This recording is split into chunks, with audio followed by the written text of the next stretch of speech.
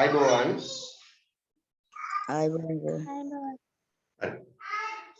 පුතේ පේපර් කට්ටලේ ගන්නකො මම මේ පේපර් කට්ටලේ අද කොටසක් කරලා පාඩම අද අවසාන පාඩමේ ඒ ටික කරලා කරන්න තමයි බලාපොරොත්තු වෙන්නේ. ඔයගොල්ලෝ මුලින්ම ගන්න ඔයාලගේ පේපර් කට්ටලේ පේපර් 4ක් ඇති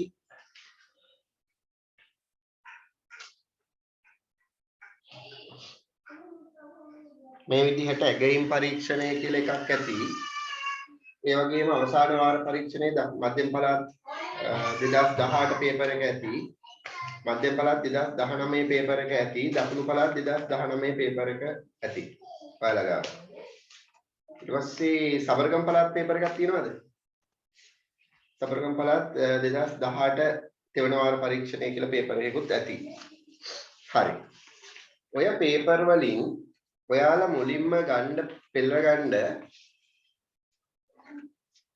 ඇගයීම් පරීක්ෂණය කියලා පේපර් එකක් තියෙනවා.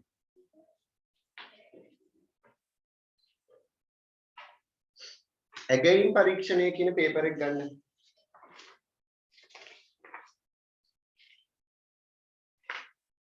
ඇගයීම් පරීක්ෂණය කියන පේපර් එක. මේක. ඇගයීම් පරීක්ෂණය කියන පේපර් එක පෙළගෙන ඒකේ කෙටි ප්‍රශ්න පත්‍රයේ කෙටි ප්‍රශ්න 20ක් තියෙනවා පුතේ.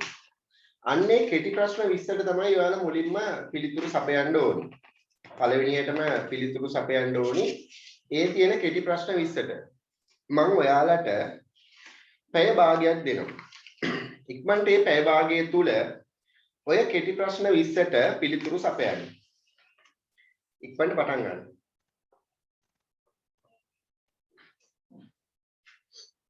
පැය භාගයක් දෙනවා.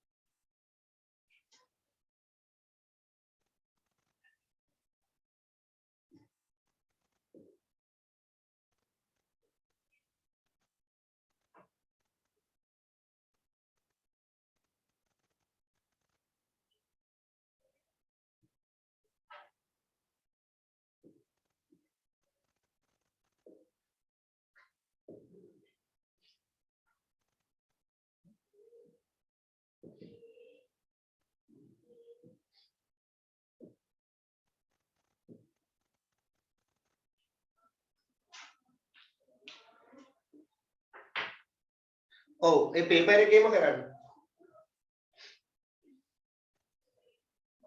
පේපර් එකේම කරන්න. ඉඩ තියෙනවනේ. ඇගයීම් පරීක්ෂණ ප්‍රශ්න පත්‍රයේ කෙටි ප්‍රශ්න 20ට සඳහා පිළිතුරු සපයන්න කාලය මිනිත්තු 30ක් ඔයාලට තියෙනවා. ඉක්මනට උත්තර ලියන්න පටන් ගන්න.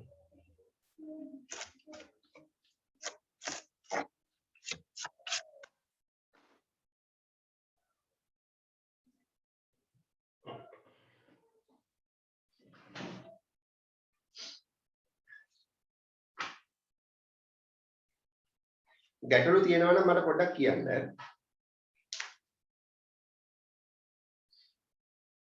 දැන් ඔයාලට ඉස්කෝලේ පටන් ගන්නවා ලබන සතියේ.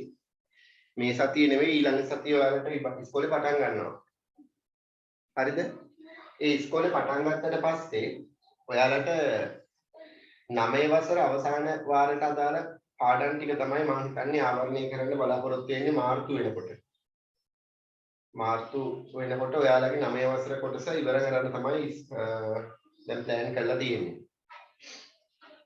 ඊට පස්සේ ඔයාලා 10 වසරට යන්නේ. නමුත් අපි දෙසැම්බර් මාසෙදී 10 වසර පාඩම් ටික පටන් ගන්නවා. දෙසැම්බර් මාසේ පළවෙනි සතියේදී. හරි?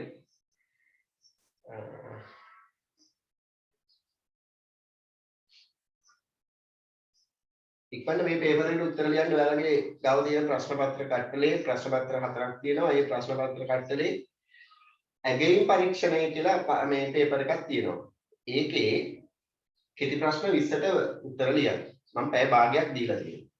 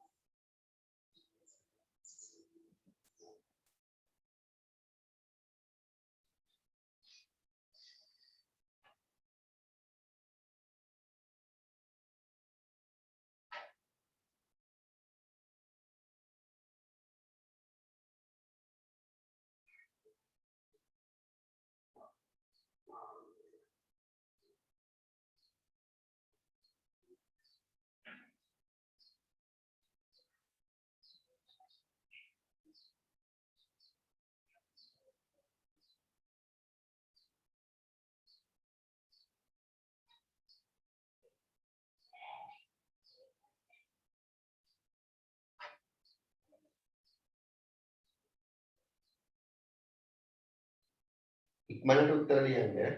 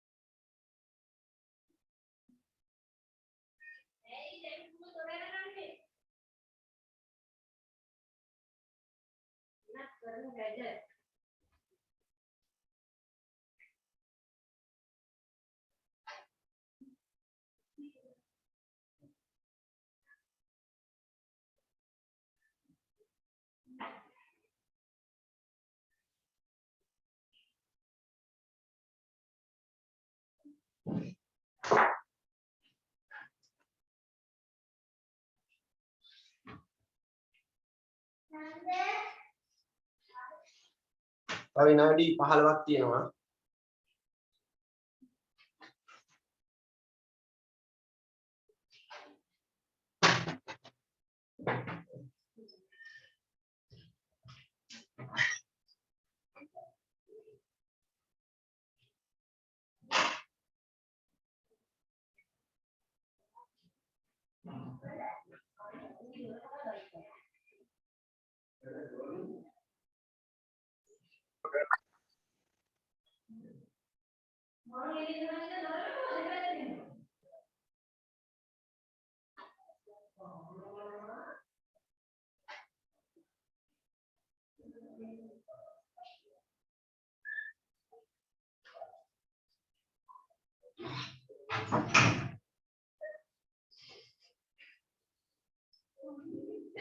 තව විනාඩි 15ක් තියෙනවා.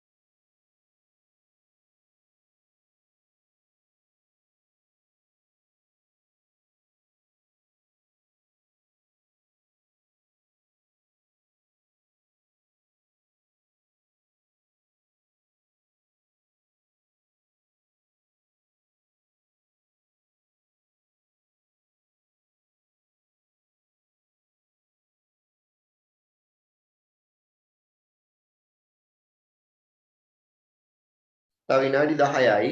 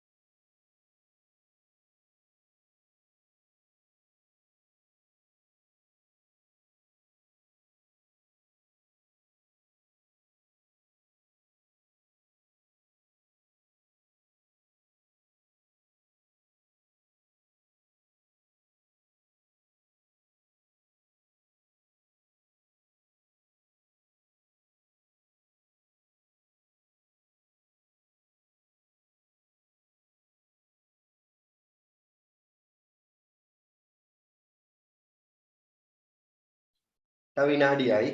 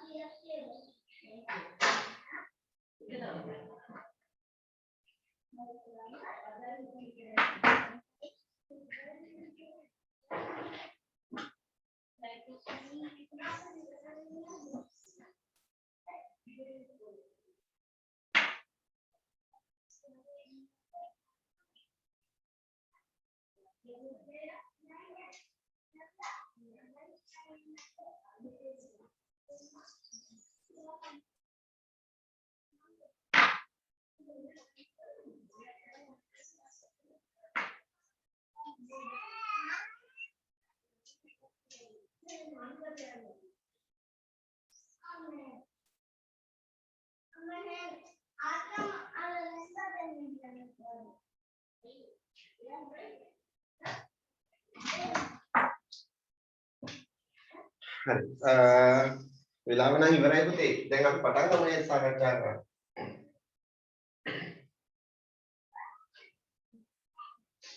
අපි ඉස්සෙල්ලාම අද දවසේ මේ කෙටි පේපර් එක තමයි සාකච්ඡා කරන්නේ. කෙටි පේපර් එක සාකච්ඡා කරන්නේ. මම හිතනවා දැන් ඔයාලා ඒ තියෙන ප්‍රශ්න 20ට පිළිතුරු සපයලා ඉවර ඇති කියලා. දසුනි ඉවරද? උත්තර ලියලා ඉවරද දසුනි? හරි. ඊට පස්සේ චමෝත් රවිදුල එහෙම නෑ අද කට්ටිය. හරි. කවුද කවිෂා? පාරමී ඉවරයි නේද? අනුහස් උත්තර ලිව්වද?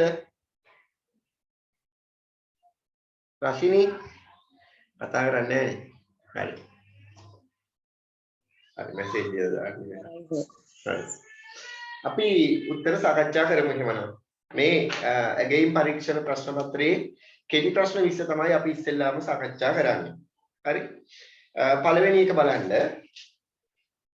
සංඛ්‍යා රටා පාඩමට අදාළව තමයි පුතේ දීලා තියෙන්නේ. මේ සෑම ප්‍රශ්නයකටම ඔයගොල්ලන්ට ලකුණු දෙක බැගින් ලබා ගන්න පුළුවන්. හැම ප්‍රශ්නයකටම ලකුණු දෙක ගානේ ඔයාලට ලබා ගන්න පුළුවන්. කෙටි ප්‍රශ්න 20ක් තියෙනවා. ඒ 20ට ලකුණු 40ක් ඔයාලට ලබා ගන්න පුළුවන්. ඊට පස්සේ දෙවෙනි ප්‍රශ්න පත්‍රයේ පුතේ ලකුණු ලැබෙන්නේ ඔයාලට ප්‍රශ්න 5කට තමයි උත්තර ලියන්න කියලා තියෙන්නේ. ඒකේ තියෙනවා ප්‍රශ්න 8ක්. ප්‍රශ්න 8න් ප්‍රශ්න 5කට තමයි උත්තර ලියන්න කියලා තියෙන්නේ. මම ඒක ප්‍රශ්න 6ක් කරනවා. ප්‍රශ්න 8ක් තියෙනවානේ. ඒ නිසා මම ප්‍රශ්න 6ක් බවට පත් කරනවා. හරි ඒක අද අපි බලමු. අද මේකේ තව අපේ දිගංශයේ පාඩම ස්ථානික පිළිගින් පාඩම තව තියෙනවා.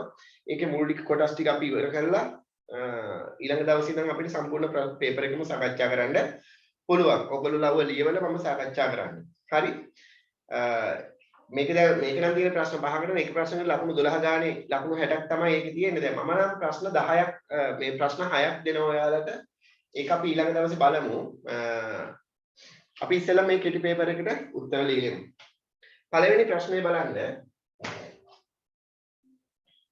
5 8 11 සංඛ්‍යා රටාවේ ඊළඟ පද දෙක ලියන්න කියලා කියනවා. ඊළඟ පද දෙක ලියන්න කියලා කියන්නේ. හරි. කීයද ආවේ ඊළඟ පද දෙකට? ඔයගොල්ලෝ දැන් කතා කරන්න ඕනේ මාත් එක්ක. උත්තර පේපර් ගන්න සාකච්ඡා කරන්නේ. හොඳයි. ඉමල්මි කීයද ආවේ? ඉතල රටාව අඳුර ගන්න ඕනේ. 14යි 17යි. 14යි 17යි. කොහොමද ඒක හොයාගත්තේ? අපි ඉස්සෙල්ලම බලන්න ඕනි අනුයාත පද අතර වෙනස හොයලා බලන්න ඕනි. පද අතර වෙනස හොයලා බලන්න ඕනි. මෙතන පද අතර වෙනස තියෙන්නේ පුතේ පසු පදයෙන් ඊට පෙර පදේ අඩු කරාට පස්සේ පස්සේ තියෙන පදයෙන් ඊට පෙර පදේ අඩු කරාට පස්සේ 8න් 5ක් අඩු වුණාම 3යි. 11න් 8ක් අඩු වුණාම 3යි. එහෙමනම් 3 ගානේ වැඩි වෙවි යන සංඛ්‍යා රටාවක් තමයි මේ තියෙන්නේ. පද අතර වෙනස ධනාගයක් නිසා අපි ඉගෙන ගත්ත ඔයාලට මතක ඇති සංඛ්‍යා රටා පාඩමේදී ධනාගයක් ආවොත් වැඩි වෙවි යන සංඛ්‍යා රටාවක්. ඍණාගයක් ආවොත් අඩු වෙවි යන සංඛ්‍යා රටාවක්. ඒ ඍණාගයක්ද ධනාගයක්ද කියන එක තීරණය කරන ආකාරය අපි ඉගෙන ගත්තා. පසුව තියෙන දෙවනි පදයෙන් ඊට පෙර පදයේ පසු පදයෙන් ඊට පෙර පදයේ තමයි හැම වෙලාවෙම අඩු කරන්න ඕනේ. එතකොට මෙයාගේ 3 ගානේ තමයි වැඩි වෙලා ගිහිලා තියෙන්නේ. අපිට මේ තුන්වෙනි පදයට ඒ වෙනස එකතු කරගත්තාට පස්සේ ඊළඟ පදේ අපිට හොයාගන්න පුළුවන් 14ට 3ක් මේ 11ට 3ක් එකතු වුණාම 14යි. ඊළඟ පදේ ලබා ගන්න 14ට 3ක් එකතු කරනවා 17යි. ඔන්න පිළිතුරු දෙක. මෙතන පිළිතුරු දෙකක් තියෙනවා. එක පිළිතුරකට එක ලකුණ ගානේ ලකුණු දෙක ලැබෙන්නේ. තේරුණා නේද? ලකුණු දෙක ලැබෙන්නේ එක පිළිතුරකට එක ලකුණ ගානේ. එතකොට දෙකම හරිනම් ලකුණු දෙකයි, එකක් හරිනම් එක ලකුණයි. එහෙමයි උතන ලකුණු බෙදලා යන්නේ. දෙවෙනි ප්‍රශ්නේ බලන්න. 5420 සංඛ්‍යාව විද්‍යාත්මක අංකණයෙන් දක්වන්න. විද්‍යාත්මක අංකණයෙන් දක්වන්න කියලා කියන්නේ. එතකොට විද්‍යාත්මක අංකණය කියන පාඩමේ අපි ඉගෙනගෙන තියෙනවා ඔයාලට මතක ඇති සංඛ්‍යාවක් විද්‍යාත්මක අංකණයෙන් දක්වනකොට පුතේ එම සංඛ්‍යාව එක හෝ එකට වඩා විශාල 10ට වඩා කුඩා සංඛ්‍යාවක සහ 10 බලයක ගුණිතයක් ලෙස දැක්විය යුතුයි කියලා. එතකොට ඒ කියන්නේ මෙන්න මේ ආකාරයට. A ගුණ කිරීම 10 n වෙනි බලය ඔය විදිහට. මෙතන A කියන එක්කෙනා පිළිටන්නේ එක හෝ එකට වඩා විශාලයි. එක හෝ එකට වඩා විශාලයි. ඒ වගේම 10ට වඩා කුඩායි. 10 අයිති නෑ. ඒ කියන්නේ 1 2 3 4 5 6 7 8 9 කියන ඒ අගයන් එක්ක එකක් 10ක් අතර සංඛ්‍යාවක් සහ 10 බලයක ගුණිතයක් විදිහට. එතකොට මෙයාගේ උත්තරේ පිළිතුර ලබා ගන්නකොට හැම වෙලාවෙම ඕනම සංඛ්‍යාවක වම් පැත්තේ තියෙන පළවෙනි ඉලක්කම පහු කරලා තමයි අපි දශම තිත තියාගන්න ඕනේ. එතකොට මේ සංඛ්‍යාව 1ක් 10ක් අතර සංඛ්‍යාවක් බවට පත් වෙනවා. ඒ සංඛ්‍යාව 1ක් 10ක් අතර සංඛ්‍යාවක් බවට පත් වෙනවා. දැන් ඔයාට පේනවා ඇති මෙතන වම් පැත්තේම තියෙන ඉලක්කම 5. එහෙනම් 5 පහු කරලා අපි දශම තිත තියාගන්න ඕනේ. 5.42 බිංදුව ගුණ කිරීම. මෙයා අපි බැලූ බැලමට අපිට පේනවා පුතේ 10ට වඩා විශාල සංඛ්‍යාවක් කියලා. එතකොට මේ විද්‍යාත්මක අංකණයෙන් ලියනකොට ඔයාලට මතක ඇති 10ට වඩා විශාල සංඛ්‍යාවක් විද්‍යාත්මක අංකණයෙන් දැක්වේ කොහොමද? එකට වඩා කුඩා සංඛ්‍යාවක් 1.0යි අතර සංඛ්‍යාවක්. ඒ කියන්නේ දශම සංඛ්‍යාවක් විද්‍යාත්මක අංකණයෙන් දක්වන්නේ කොහොමද? මම මේකට කෙටි ක්‍රම දෙකක් ඔයාලට කියලා දුන්නා. 10ට වඩා විශාල සංඛ්‍යාවක් විද්‍යාත්මක අංකණයෙන් දක්වනකොට වම් පැත්තේ තියෙන පළවෙනි ඉලක්කම පහු කරලා දශම තිත තියලා වම් පැත්තේ තියෙන පළවෙනි ඉලක්කම පහු කරලා දශම තිත තියලා ඊළඟට යෙදෙන 10 බලයේ දර්ශකය හොයන්නේ කොහොමද කියන එක මම ඔයාලට කියලා දුන්නා. මතක ඇති ඔයාලට. පුතේ මෙතන 10ට වඩා විශාල සංඛ්‍යාවක්. එයාගේ තියෙන ඉලක්කම් ටික ගණන් කරගන්නවා අපි ඉස්සෙල්ලා. ඉලක්කම් කීයක් තියෙනවද මේ සංඛ්‍යාවේ? පූර්ණ සංඛ්‍යාත්මක කොටසේ. ඉලක්කම් 4ක සංඛ්‍යාවක් ඔය තියෙන පූර්ණ සංඛ්‍යාත්මක කොටසේ ඉලක්කම් 4ක් තියෙනවා. ඒ පූර්ණ සංඛ්‍යාත්මක කොටසේ තියෙන ඉලක්කම් ගානට වඩා එකක් අඩු වගේ තමයි හැම වෙලාවෙම 10 බලයේ දර්ශකයට යෙදිය යුතු වෙන්නේ. එහෙනම් 10 බලයේ දර්ශකය වෙන්නේ 3. නම් 5.42 බිංදුව ගුණ කිරීම 10 3වෙනි බලය කියලා අපිට ඔක පිළිතුර ලබා ගන්න පුළුවන්. දැන් හිතන්න මම ඔයාලට චූටි අභියෝගයක් දෙනවා. මෙන්න මේ වගේ ආවන 54.2 මේ වගේ සංඛ්‍යාවක් ආවා නම් ඔබ විද්‍යාත්මක අංකණයෙන් දැක්වීමේදී කුමක්ද කළ යුතු වෙන්නේ? මෙයා අර කියපු විදිහටම 1ක් 10ක් අතර සංඛ්‍යාවක සහ 10 බලයක ගුණිතයක් බවට පත් කර ගැනීම තමයි කළ යුතු වෙන්නේ. එතකොට ඔයාට පේනවා සංඛ්‍යාව 10ට වඩා විශාල සංඛ්‍යාවක් 54 කිව්වට පස්සේ. එහෙමනම් 10 බලයේ දර්ශකයේ ධනාගයක්. 10 බලයේ දර්ශකයේ ධනාගයක්. බලන්න මෙයාගේ මම කිව්වා ඔයාලට වම් පැත්තේම තියෙන ඉලක්කම පහු කරලා දශම තිත තියෙනවා. ඒකට 5.42 ගුණ කිරීම 10 කීවෙනි බලයේද කියලායි හොයන්න ඕනේ. සංඛ්‍යාවේ ඉලක්කම් ගණන නෙවෙයි මම ගණන් කරන්න කිව්වේ පූර්ණ සංඛ්‍යාත්මක කොටසේ ඉලක්කම් ගණන. එතකොට මෙයා ඔයාට පේනවා දශම සංඛ්‍යාව. පූර්ණ සංඛ්‍යාත්මක කොටස ගත්තොත් එහෙම මෙතන තියෙන්නේ 54. පූර්ණ සංඛ්‍යාත්මක කොටස 54.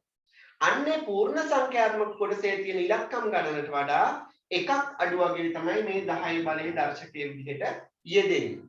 ඔයාලට මතක ඇති. එහෙමනම් මෙතන ඉලක්කම් දෙකක් තියෙනවා දර්ශකයේ එක එන්න ඕනේ. පැහැදිලි නේද?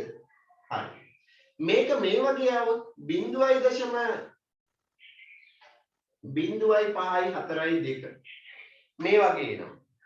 එතකොට බලන්නකො මේ වගේ සංඛ්‍යාවක් ආවොත් අපිට විද්‍යාත්මක අංකණයෙන් දක්වනකොට සංඛ්‍යාවේ වම් පැත්තෙම තියෙන ඉලක්කම 5.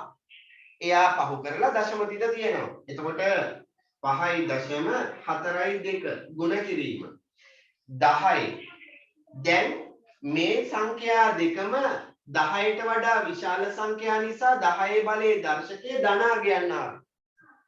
දැන් මෙයාගේ අගය එකට වඩා කුඩායි. පේනවනේ? 0.1 එකට වඩා කුඩායි. එකට වඩා කුඩායි නම් පුතේ මොකද්ද කරන්න ඕනි කියන එක අපි ඉගෙන ගත්තා. මොකද්ද කරන්න ඕනි? එකට වඩා කුඩායි නම් 10 බලයේ දර්ශකයේ ලකුණු එන්න ඕනි ධනද ඍණද? ඍණ. ඒ ඍණාගේ ගන්නෙ කොහොමද කියන එක මම ඔයාලට කියලා දුන්නා. කොහොමද ගන්නෙ? මේ වම් පැත්තෙම තියෙන පළවෙනි ඉලක්කමට දකුණේ ඉඳන් වමට එනකොට හම්බෙන පළවෙනි අන්තිමටම තියෙන ඉලක්කමේ ඉඳන් ඉදිරියට බිංදු කීයක් තියෙනවද කියලා බලන්න කියලා මම කිව්වා. 0.1 අන්නේ බිංදු ගාන තමයි මේ 10 බලයේ දර්ශකයේ වෙන්නේ. හැබැයි 10 බලයේ දර්ශකයේ ලකුණ වෙන්නේ ඍණ. ඍණ දෙක. පැහැදිලිද? හරි. දැන් අපි ඊළඟ ගානට යමු. මම මේ ප්‍රශ්නේ කතා කරනකොට මේ පාඩමේ තවත් කරුණු කිහිපයක් තමයි ඔයාලට අවබෝධ කරලා දුන්නේ. තුන්වෙනි ගාන තියෙනවා අනුක්‍රමණය 3 වන. දැන් ඔය ප්‍රස්ථාර පාඩමට අදාළ ගැටලුවක්. ඔය ප්‍රස්ථාර පාඩමට අදාළ ගැටලුවේ ඔයාලා බලනකොට අපි ඉගෙනගෙන තියෙනවා සරල රේඛීය ප්‍රස්ථාරයක සම්මත සූත්‍රය. මොකද්ද සූත්‍රය? y සමානයි mx ධන c. y සමානයි mx ධන c.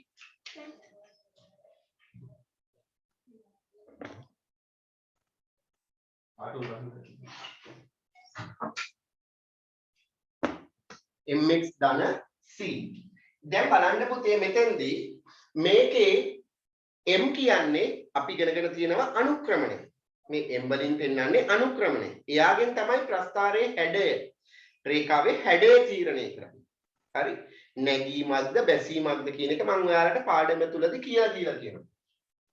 එතකොට නැගීමක් නම් ධන කියලා අනුක්‍රමණයේ ධනාගයක් කියන එකත් මම ඔයාලට පැහැදිලි කළා. බැසීමක් නම් ඍණාගයක් කියලා පැහැදිලි කළා. ඒ කියන්නේ අනුක්‍රමණයේ ධන වෙනවා නම් x අක්ෂයේ ධන දිශාව සමග.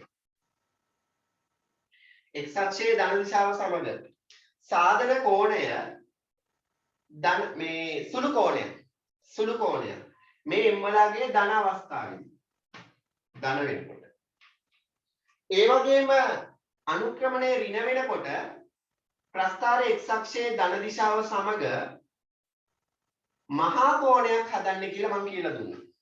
මහා කෝණය. එතකොට එයාගේ අනුක්‍රමණය ඍණාගයක් එන්නේ. හරි. දැන් මූලික ටිකක් පැහැදිලි. අනුක්‍රමණය පෙන්වන්නේ මේ ප්‍රස්ථාරයේ x අක්ෂය එක්ක හදන කෝණයේ විශාලත්වය. අනුක්‍රමණය වැඩි වෙන්න කෝණයේ විශාලත්වය වැඩි වෙනවා. ඍණාගයක් වෙනවා නම් මහා කෝණයක් හදන්න. එතකොට දැන් මේ c කියන්නේ මොකද්ද? c කියන්නේ අන්තක්ඛණ්ඩය. මොකද්ද අන්තක්ඛණ්ඩය කියලා කියන්නේ? මොකද්ද අන්තක්ඛණ්ඩේ නිරූපණය වෙන්නේ? කොහොමද අපි අන්තක්ඛණ්ඩය හොයාගන්නේ?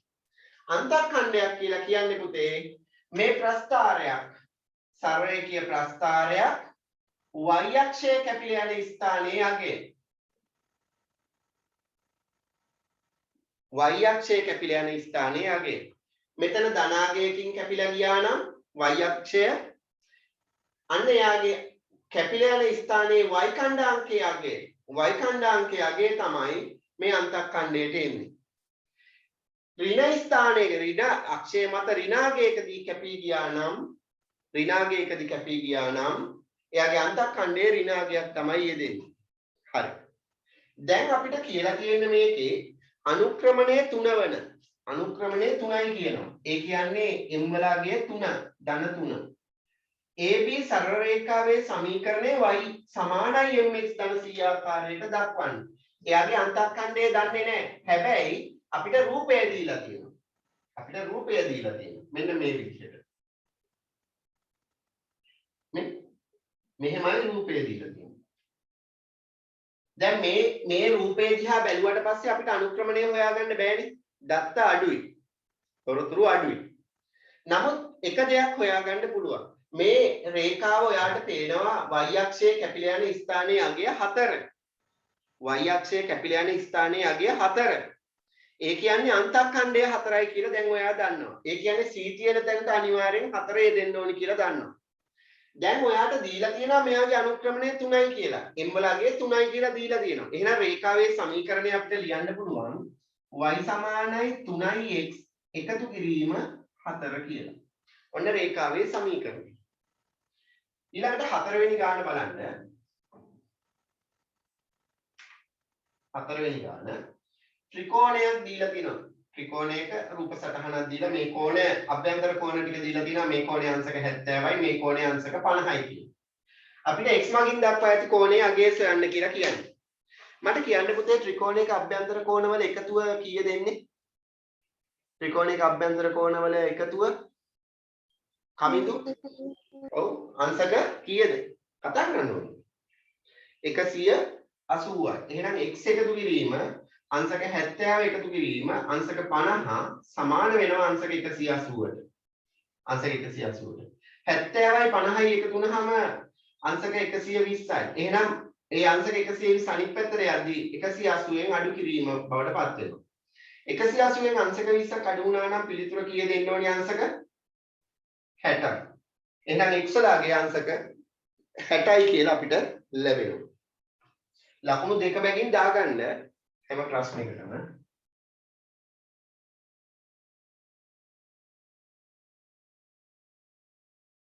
පස්වෙනි ප්‍රශ්නේ බලන්න. පස්වෙනි ප්‍රශ්නේ කියනවා රුපියල් 250කට භාණ්ඩයක් රුපියල් 300ද විකිණීමෙන් ලැබෙන ලාභ ප්‍රතිශතය සොයන්න. එතකොට ලාභ හරි අලාභ හරි.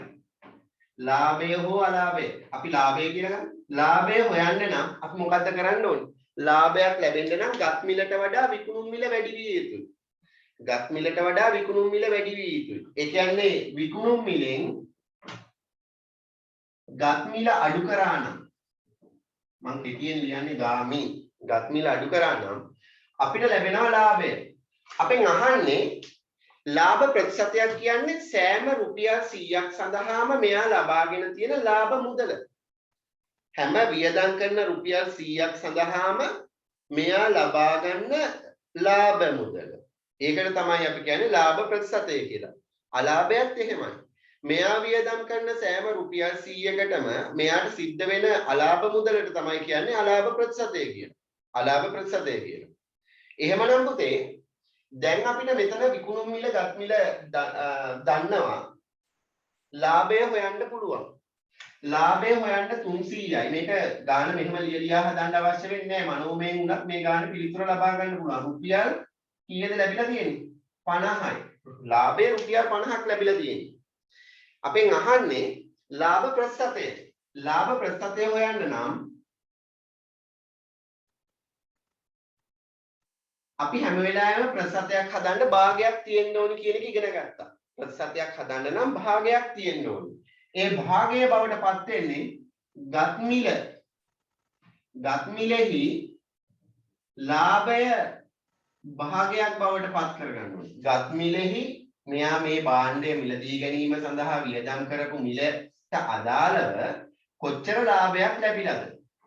අන්න භාගය. ගත් මිලෙහි ලාභය භාගයක් බවට පත් කළා. එයා 100ට 100ෙන් ගුණ කරගත්තා නම් භාගයක් ප්‍රතිශතයක් බවට පත් කරගන්න අපිට පුළුවන් 100ට 100ෙන් ගුණ කිරීම.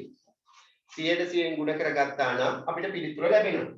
ගත් මිල රුපියල් 250.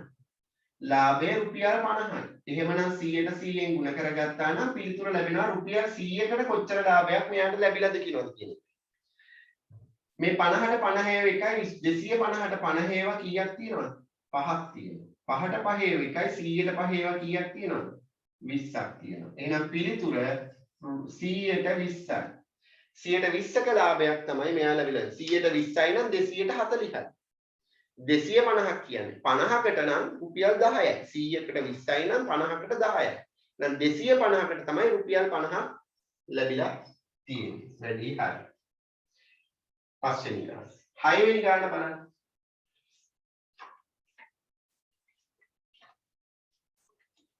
හයවෙනි ගාන. ප්‍රත්‍යක්ෂ ගැටලුව. ප්‍රත්‍යක්ෂ පාඩම.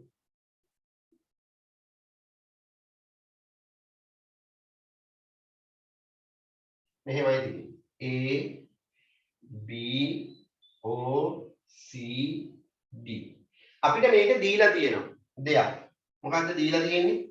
දීලා තියෙනවා AOD කෝණය සමානයි BOC කෝණය කියලා.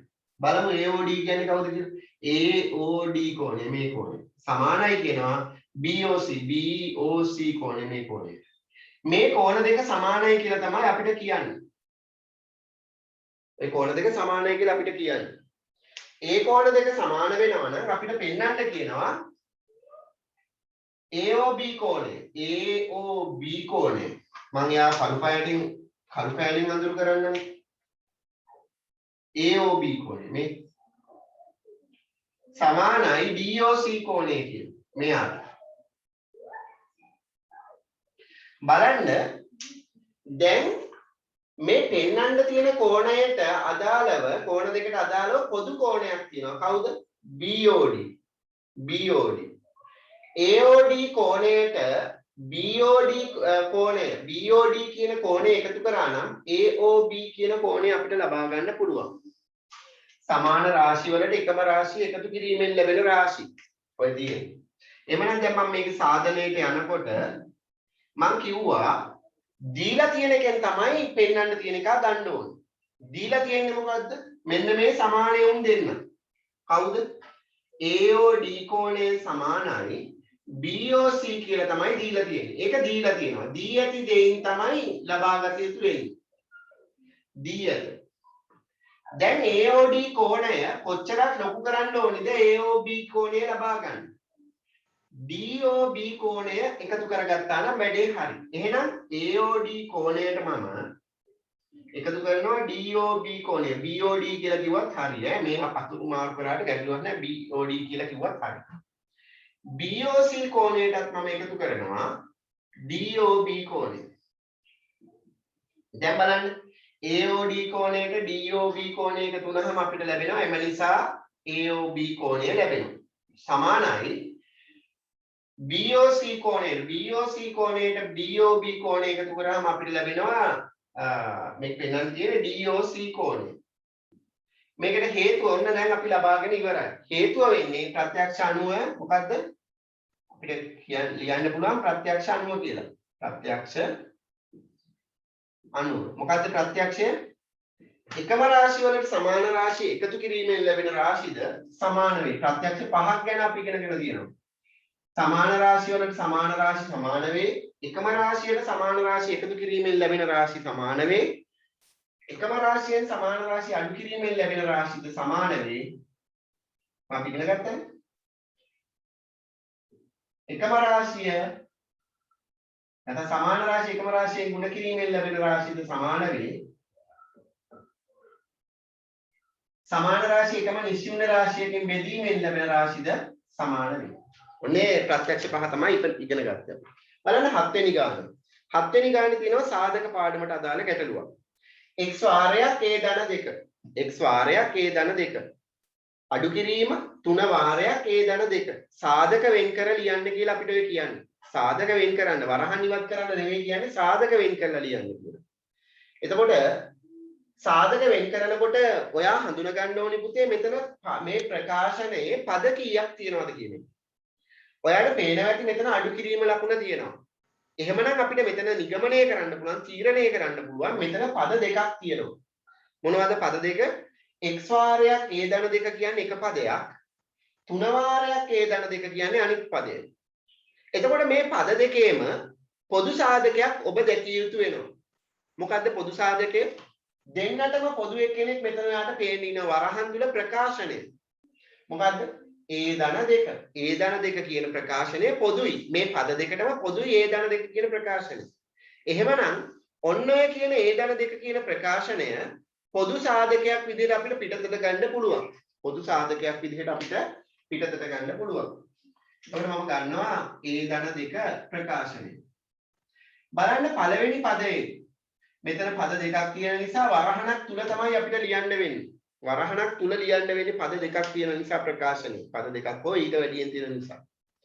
හරි. එතකොට පළවෙනි පදයෙන් a ධන දෙක එළියට ගියාට පස්සේ ඉතිරි වෙනවා තව පදයක්. කවුද? x. x ඉතිරි වෙනවා. එයා තමයි මේ සාධකය මේ ඉතිරි සාධකයේ ප්‍රකාශනයේ පළවෙනි පදයේ වෙන්නේ. x. ලකුණ අඩු කිරීම. මෙතන a ධන දෙක එළියට ගියා. එතකොට ඉතිරි වෙන්නේ මෙතන අඩු කිරීම 3. ඔන්න ලිව්ව අඩු කිරීම 3.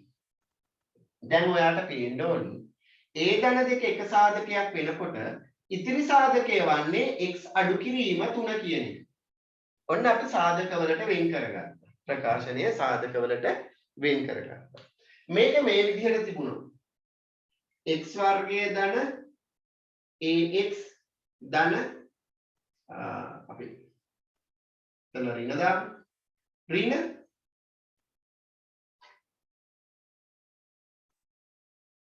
bx ධන ab ඔය විදිහට තිබුණා. ඔය විදිහට තිබුණා. මේකේ පද හතරක් තියෙනවා. ඔයාලට පේන්න ඕනේ. පද හතරටම පොදු සාධක නැහැ පුතේ. පද හතරටම පොදු වෙච්ච සාධක නැහැ. මේ වගේ වෙලාවට අපි කරන්න ඕනි පද දෙක ගානේ වෙන් කරලා ගන්න ඕනේ. පළවෙනි පද දෙක ගත්තා. ඒ දෙන්නගෙන් පොදු සාධකයක් ගන්න පුළුවන් කවුද කියලා හොයලා බලන්න. බලන්න පළවෙනි පද යුගලයෙන් ගන්න පුළුවන් පොදු සාධකය මොකද්ද? x. ඇතුළට යනවා. වරහණ. පළවෙනි පද දෙකක් ගන්න නිසා වරහණක් දාන්න වෙනවා. එතකොට මෙතන x වර්ගය හැදෙන්නේ අපි දන්නවා x x වලින් ගුණ වුණාම. x ගුණ කිරීම x වලින් තමයි x වල වර්ගය හැදෙන්නේ. ඒ නිසා එකෙක් එළියට ගියාට පස්සේ තව එකෙක් ඉතිරි වෙනවා. අන්න එයා තමයි අපි ඇතුළට ගන්නෙ. අඩු කිරීම. මෙතන ax තියෙන්නේ. එතනින් x එළියට ගියාට පස්සේ ඉතිරි වෙනවා a. එහෙනම් x අඩු කිරීම a තමයි එක ප්‍රකාශනයක් වෙන්නේ. දැන් තව පද දෙකක් තියෙනවා. මේ පද දෙකෙත් අපිට එළියට ගන්න පුළුවන් කවුද? බලන්න පොදු සාධකේ. මේ දෙන්නටම පොදු එක්කෙනෙක් ඉන්නවා. b. මොන bද ගන්නෙ? මෙතන ලකුණත් එක්ක ගන්නෙ. අඩු කිරීම b. අපි දන්නවා අඩු කිරීම ලකුණක් එළියට ගත්තොත් මොකක්ද වෙන්නේ? ඇතුළට යන පදවල ලකුණු එලෙසම පවතිනවද වෙනස් වෙනවද?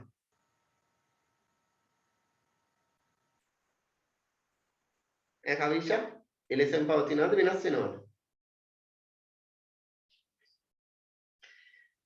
වෙනස් වෙනවා නේද? හරි.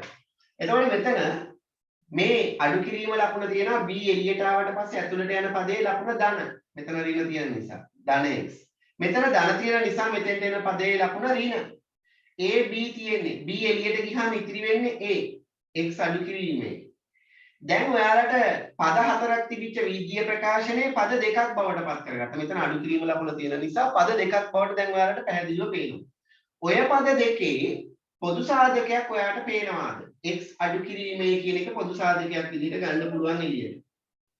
ඉතිරි සාධකයේ වෙන x අඩු කිරීමේ මෙතනින් එළියට ගියාම ඉතිරි වෙනවා මෙතන x. මෙතන x අඩු කිරීමේ එළියට ගියාම අඩු කිරීම b මෙතන ඉතිරි වෙනවා. x අඩු කිරීම b තමයි ඉතිරි සාධකය. ඔය මම උදාහරණයක් විදිහට තවත් පද වෙන වෙනම තියෙන වීජීය ප්‍රකාශනයක් අරගත්ත පද හතරකින් සාධක වෙන්නේ දෙන්න. 8 වෙනි ගාන 3x වල ඍණ 3 වෙනි බලය ධන දර්ශක ලෙස දක්වන්න කියනවා. දර්ශකයේ ධන බවට පත් කරන්න කියලා කියන්නේ. ඔයාට පේනවා මෙතන පද දෙකක් තියෙනවා. මේ 3 එකක් අනිත් එක x වල ඍණ 3 වෙනි බලය. මෙතන දර්ශකයේ ඍණ වෙලා තියෙන්නේ මේ x වල. x වල තමයි දර්ශකයේ ඍණ වෙලා තියෙන්නේ. අපි දන්නවා ඍණ දර්ශකයක් සහිත බලයක් ධන දර්ශකයක් සහිත බලයක් බවට පත් කිරීමේදී ඒ බලයේ පරස්පරය ගත යුතු වෙනවා. මොකක් කරන්න වෙනවද? පරස්පරය ගන්න වෙනවා. උඩ ඉන්දියා නම් යටට ගන්න වෙනවා. යට ඉන්දියා නම් උඩට ගන්න වෙනවා. එතකොට මේ තුන වෙනස් වෙන්නේ නැහැ පුතේ. තුන එලෙසම පවතිනවා. x වල ඍණ 3 වෙනි බලය. මෙයාගේ දර්ශකයේ ඍණ. එහෙනම් මේ ඍණ දර්ශකයේ ධන දර්ශකයක් බවට පත් කරගත යුතු නිසා ඒ බලය එලෙසම පල්ලෙහාට ගන්නවා. ඉන්නේ ලවයේ දැන් ගන්නවා යටට. දැන් එයාගේ දර්ශකයේ ධන බවට පත් වෙනවා. ඔන්න අපි ධන දර්ශක බවට පත් කරගත්තා. 9 වෙනි ගාන. පයිතගොරස් සම්බන්ධය සම්දාදාල ගැටලුවක්. මම ඍජුකෝණික ත්‍රිකෝණයක් අඳලා ඒක ශීර්ෂ ටික නම් කරගන්නවා. මේක ඍජුකෝණය ශීර්ෂ ටික නම් කරනවා ABC කියලා. දැන් අපිට කියනවා පහත දැක්වෙන ඍජුකෝණික ත්‍රිකෝණයේ ඇසුරින් නිවැරදි සම්බන්ධය තෝරා යටින් ඉරක් අඳින්න කියලා කියන්නේ. නිවැරදි සම්බන්ධය තෝරා. දැන් පයිතගොරස් කියන ගණිතඥයා හොයාගන්නවා සම්බන්ධයක්. ඔයාලට මතක ඇති ඍජුකෝණික ත්‍රිකෝණ සඳහා. ඍජුකෝණික ත්‍රිකෝණ සඳහා පයිතගොරස් කියන ගණිතඥයා හොයාගන්නවා සම්බන්ධයක්. මොකක්ද හොයාගත්ත සම්බන්ධය? ඍජුකෝණික ත්‍රිකෝණයක ඍජුකෝණය අඩංගු පාද දෙක මත සෑදෙන සමචතුරස්‍රයන්ගේ මේ ඍජුකෝණයේ අඩංගු පාද දෙක මත සෑදෙන සමචතුරස්‍රයන්ගේ වර්ගඵලවල එකතුව කර්ණය මත සෑදෙන සමචතුරස්‍රයේ වර්ගඵලයට සමාන වේ කියනවා. ඒ කියන්නේ A වල වර්ගයේ මේ AB පාදයේ මත සෑදෙන සමචතුරස්‍රයේ වර්ගඵලය ලැබෙනවා. B කියන පදයේ වර්ගයේ මේ BC කියන පාදයේ මත සෑදෙන සමචතුරස්‍රයේ වර්ගඵලය ලැබෙනවා. ඒ සමචතුරස්‍ර දෙකෙහි වර්ගඵලවල එකතුව මේ කර්ණය ඍජුකෝණයට ඉදිරියෙන් තියෙන පාදය තමයි කර්ණය කියලා කියන්නේ. එයා දිගින් වැඩිම පාදය. ඒ කර්ණයේ මත සෑදෙන සමචතුරස්‍රයේ වර්ගඵලයට සමානයි කියනවා. එයාගේ පාදයේ වර්ගය. අපි ගත්තාම මේ මත සෑදෙන සමචතුරස්‍රයේ වර්ගඵලය ලැබෙනවා. දැන් අපිට මේක සම්බන්ධය දැනගත්තට මේ පාදවල දිගට අදාළ බාද නම් කරගන්න පුළුවන්. දැන් A වලින් පෙන්නන්නේ AB වර්ගය. ධන B වලින් පෙන්නන්නේ BC වර්ගය. සමානයි C වලින් පෙන්නන්නේ AC වර්ගය. ඔය විදිහට මට ලියා ගන්න පුළුවන්. බලන්න ඔයාලට දීලා තියෙනවා පිළිතුරු තුනක්. ඔය පිළිතුරු තුනෙන් කවුද හරි? AB වර්ගයේ එකතු කිරීම BC වර්ගයේ සමානයි AC වර්ගයේ. යට මේක තුන්වෙනි එක තමයි නිවැරදි පිළිතුර වෙන්නේ. තුන්වෙනි එක. හරි. 10 වෙනි ගාන. රූපයේ AB සහ CD රේඛා සමාන්තර වේ.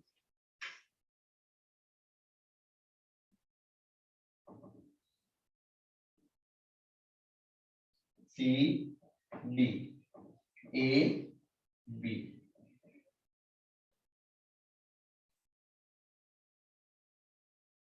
මේ කෝණය x මේ කෝණය අංශක 70යි.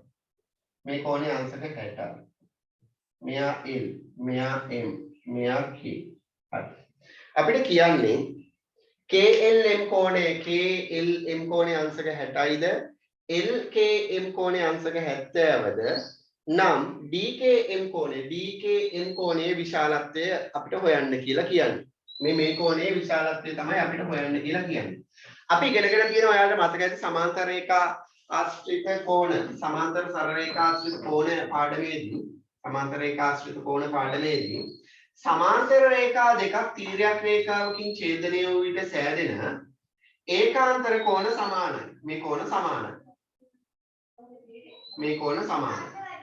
ඒ වගේම අනුරූප කෝණ සමානයි. එතකොට මේ කෝණයට අනුරූප කෝණය වෙන්නේ මේ කෝණ.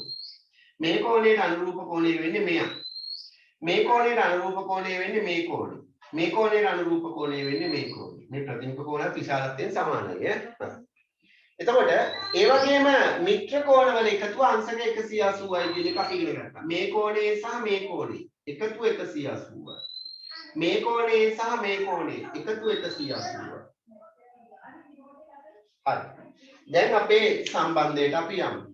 දැන් ඔයාට පේනවා ඇති මෙතන මේ රේඛා දෙකම AB සහ CD කියන සමාන්තර රේඛා දෙක KL කියන තීරයක් රේඛාවෙන් කැපිලා තියෙනවා. KL කියන තීරයක් රේඛාවෙන් කැපිලා තියෙනවා. එතකොට මේ මම කළු පාටින් අඳුරු කරලා තියෙන මේ කෝණ දෙක තමයි මෙයාගේ මිත්‍ර කෝණ යුගලය වෙන්නේ. මිත්‍ර කෝණ යුගලය වෙන්නේ. එතකොට අන්නේ කෝණ දෙක එකතු 180ට සමාන කරනවා. එතකොට x එකතු කිරීම අංශක 70 මේ කෝණය එකතු කිරීම අංශක 60 සමාන වෙනවා අංශක 180ට. මිත්‍ර කෝණවල එකතු අංශක 180ක් නිසා 60යි 70යි එකතු වුණාම අංශක 130යි. එහෙනම් අංශක 180ෙන් 130ක් අඩු කළ විට අපිට පිළිතුර ලැබෙනවා අංශක 50යි කියලා. ඔන්න x වල විශාලත්වය අංශක 50යි.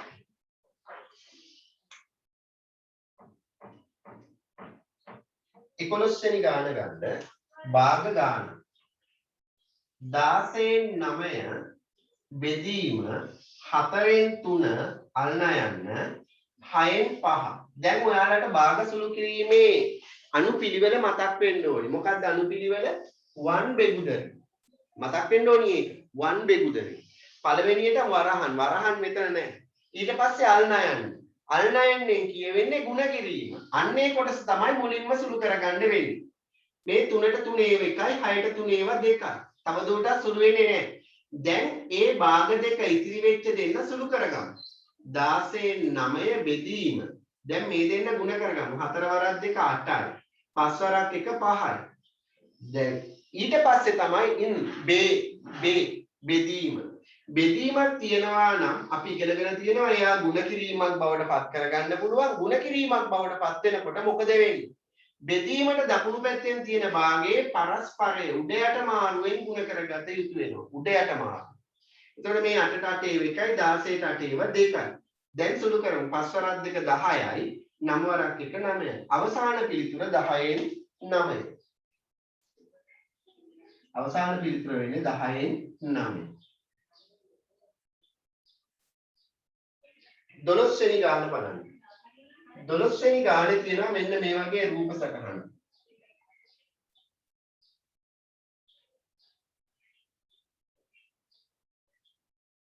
මේ කෝණය x, මේ කෝණය 50. මේ කෝණය 120යි. x අගය සොයන්න කියලා තමයි අපිට කියන්නේ. x අගය සොයන්න. දැන් ඔයාලට පේන්න ඕනේ මෙතන මේ රේඛාවට මේ රේඛාව සමාන්තරයි. ඒ වගේම මෙයා තීරයක් රේඛාවක්. එතකොට තීරයක් රේඛාවක් නම් පුතේ ඒ රේඛාව ඔයාට පේන්න ඕනේ මෙන්න මේ කෝණය සහ මේ කෝණය ගත්තාම මේ දෙන්න ඒකාන්තර කෝණ වෙනවා. ඒකාන්තර කෝණ වෙනවා. ඒකාන්තර කෝණ විශාලත්වයෙන් සමානයි. එහෙනම් x එකතු කිරීම අංශක 50 සමාන වෙන්න ඕනි අංශක 120ට. මේ කෝණ දෙක එකතු අංශක 120ට සමාන වෙන්න නම් x වලට ගත හැකි අගය වන්නේ අංශක 70. 120න් 50ක් අඩු කරනවා. එහෙනම් x වල අගය ලැබෙනවා අංශක 70යි කියලා.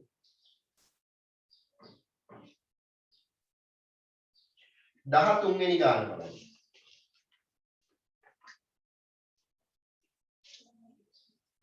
දහතුන්වෙනි ගානේ තියෙනවා ඝනකාභයකට අදාළ රූප සටහන.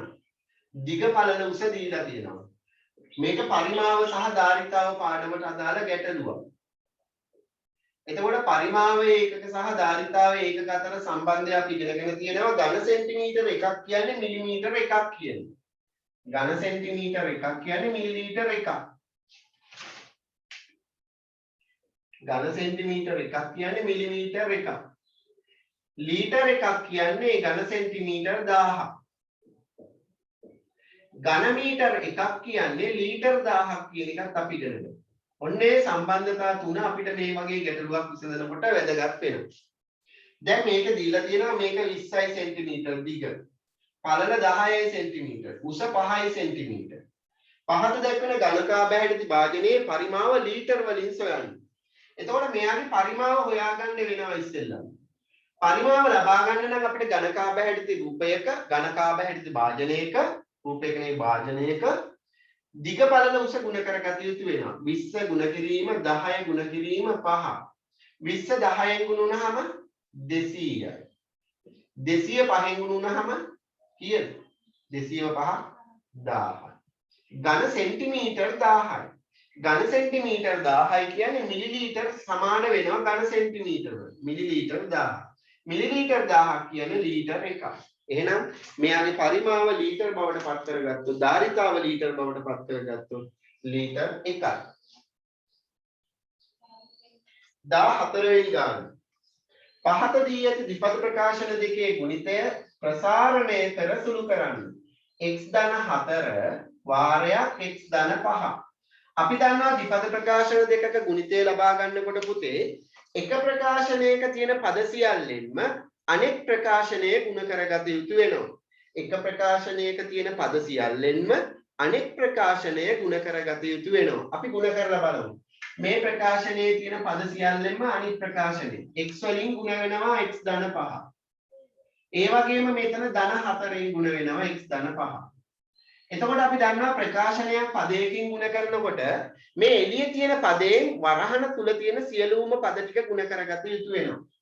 දැන් මේ x වලින් මේක ගුණ කරගත්තාම x වලින් ගුණ වුණාම x වල වර්ගය එකතු කිරි. x 5න් ගුණ වුණාම 5යි x ධන 4 වරක් x 4යි x ධන 4 වරක් 5 20යි. ධන පදයකින් ගුණ කරද්දී ඇතුලේ තියෙන පදවල ලකුණු වෙනස් වෙන්නේ නැහැ.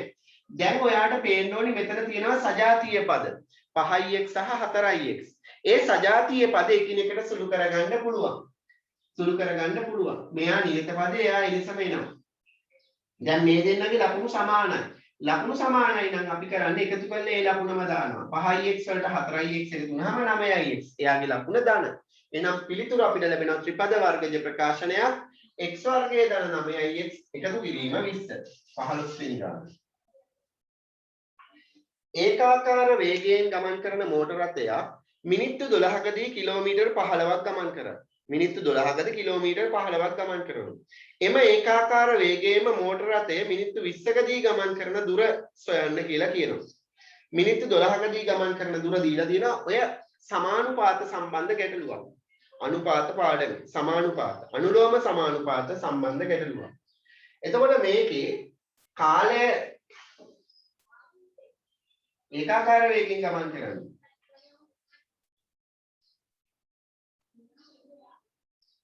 කාලය දුර. කාලය මිනිත්තු. දුර කිලෝමීටර් වලින් දක්වලා තියෙනවා. එතකොට කාලය මිනිත්තු 12කදී කිලෝමීටර් 15ක දුරක් තමයි ගමන් කරන්නේ. අපෙන් අහන්නේ කාලය මිනිත්තු 20කදී ගමන් කරන්නේ කොච්චර දුරක්ද කියලා. අනුලෝම සමානුපාත සම්බන්ධ ගැටලුවක්. කාලය වැඩි වෙන්න ඒකාකාර වේගයෙන් ගමන් කරන නිසා ගමන් කරන දුර ප්‍රමාණයත් වැඩි විය යුතුයි.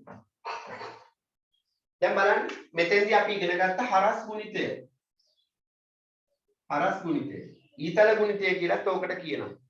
මේ x 12න් වෙන කරන 12 ගුණ කිරීම x සමාන වෙනවා 15 ගුණ කිරීම 20ට. x ල අගය හොයවීමට තියෙන නිසා දෙපැත්තම මම 12න් බෙදනවා. 12ට 12 කැපෙනවා. x සමානයි 12ට 3 ඒවා 4යි 15ට 3 ඒවා 5යි 4ට 4 ඒවා 1යි 20ට 4 ඒවා 5යි. පිළිතුර කිලෝමීටර් 25යි. කිලෝමීටර් 25ක දුරක් තමයි ගමන් කරන්නේ මිනිත්තු 20 තුලදී. ඔය ගාන අපිට හදන්න පුළුවන් ඒකීය ක්‍රමයෙන්. මිනිත්තු 12කදී ගමන් කරන දුර කිලෝමීටර් 15ක් නම් එක මිනිත්තුවකදී ගමන් කරන දුර අපිට හොයන්න පුළුවන්. මිනිත්තු එකකදී යන දුර හොයන්න මේ 15 බෙදන්න වෙනවා 12න්. එතකොට ලැබෙනවා එක මිනිත්තුවකදී ගමන් කරන දුර කිලෝමීටර. අපෙන් අහන්නේ මිනිත්තු 20කදී. එම නිසා මිනිත්තු 20කදී යන දුර හොයන්න. මේ 15 බෙදීම 12 ගුණ කරගන්න වෙනවා 20. එකකදී ගමන් කරන දුර නෙමෙයි තියෙන්නේ 20කදී ගමන් කරන දුර හොයන්න 20ෙන් ගුණ කරගන්න වෙනවා. 12ට 4 ඒවා 3යි 20ට 4 ඒවා 5යි 3ට 3 ඒවා 1යි 15ට 3 ඒවා 5යි 5 වරක් 5 25යි. ඒත් ලැබෙනවා පිළිතුර කිලෝමීටර් 25යි. ඒකීය ක්‍රමයෙන් හදන්නත් පුළුවන්. අපි ඒකත් ඉගෙන ගත්තා අනුපාත පාඩමේ. 16 වෙනි ගාන බලන්න. 16 වෙනි ගාන තියෙන්නේ සමීකරණ පාඩමට අදාළ ගැටලුවක් සරල සමීකරණ. භාග සම්බන්ධ සරල සමීකරණ. එතකොට මේකෙදි බලන්න මේ අඥාතයේ අගය තමයි අපි හොයාගන්න ඕනේ. මේ අඥාතයේ අගය හොයන්න නම් මේ බෙදීම තුන ඉවත් කරන්න වෙනවා. ඒ බෙදීම තුන ඉවත් කරන්න නම් දෙපැත්තම 3ෙන් ගුණ කරගන්න පුළුවන්. මේ 3ට මේ 3 කැපෙනවා. x තනි වෙනවා. 3ට 3 ඒවා 1යි 6ට 3 ඒවා 2යි. පිළිතුර අපිට ලැබෙනවා 2න් 1යි කියලා. එහෙනම් x ල අගය 2න් 1යි. 17 වෙනි ගාන අපි බලමු. පත පිළිබඳ දැනුම භාවිතයෙන් AB හා BC රේඛාවලට සමතුලින් ගමන් කරන ලක්ෂයේ පතය නිර්මාණය කරන 17 වෙනි ගාන. පත පිළිබඳ දැනුම තියෙනවා. A B C. මේ පත පිළිබඳ දැනුමේදී මේ ඔයාලට පේනවා AB හා BC කියන රේඛා දෙක හම්බෙලා තියෙනවා. B කියන ලක්ෂයේදී. එතකොට හැදෙනවා මෙතන කෝණයක්. ඔය කෝණය ඔය රේඛා දෙකට සමදුරින් ගමන් කරන ලක්ෂයන්ගේ පතය කියන්නේ ඔය රේඛා දෙක හමු වීමෙන් සෑදෙන කෝණයේ සමච්ඡේදක රේඛාව. සමානව බෙදාගෙන ගමන් කරන රේඛාව. එහෙනම් අපිට කවකඩුවට කැමති අරයක් අරගෙන ඡාපයක් නිර්මාණය කරනවා. අර බාහු දෙකම ඡේදනය වන පරිදි. දැන් ඒ අරයම හරි අරය වෙනස් කරමින් ඉදිරියේ මේ ඡාප මගින් කෝණයේ බාහු දෙක ඡේදනය වුණු ලක්ෂ දෙක මත තියලා ඡාප දෙකක් නිර්මාණය කරනවා. ඒ ඡාප දෙක ඡේදනය වුණු ලක්ෂය සහ මේ B ශීර්ෂය යා කරගත්තා නම් මේ AB සහ BC කියන රේඛා දෙකට සමදුරින් ගමන් කරන්නා වූ ලක්ෂයන්ගේ ගමන් මාර්ගය අපිට ලබා ගත හැකි වේ.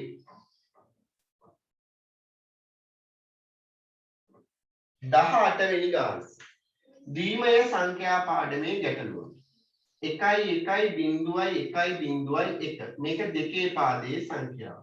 10 පාදයේ සංඛ්‍යාවක් ලෙස ලියන්න. 10 පාදයේ සංඛ්‍යාවක් බවට පත් කරනකොට මම ඔයාලට කියලා දුන්නා මේ ද්විමය සංඛ්‍යාවේ සෑම ස්ථානයකටම අගයක් තියෙනවා. සෑම ස්ථානයකටම අගයක් තියෙනවා. දෙකේ බලවලින් තමයි මේ අගය නිරූපණය කරන්නේ. මේ තියෙන දෙකේ බිඳුවෙනි බලය. මේ තියෙන දෙකේ පළවෙනි බලය. මේ තියෙන දෙකේ දෙවෙනි බලය. මේ තියෙන දෙකේ තුන්වෙනි බලය. මේ තියෙන දෙකේ හතරවෙනි බලය. මේ තියෙන දෙකේ පස්වෙනි බලය. හරි. මේ සියල්ලේම එකතුව. දෙකේ බිඳුවෙනි බලය 1යි. මෙතන බිඳුව තියෙන නිසා ඒකට අදාළ අගය බිඳුවයි. බිඳුවයි. මෙයාගේ එකක් තියෙනවා. දෙකේ දෙවෙනි බලය කියන්නේ 4.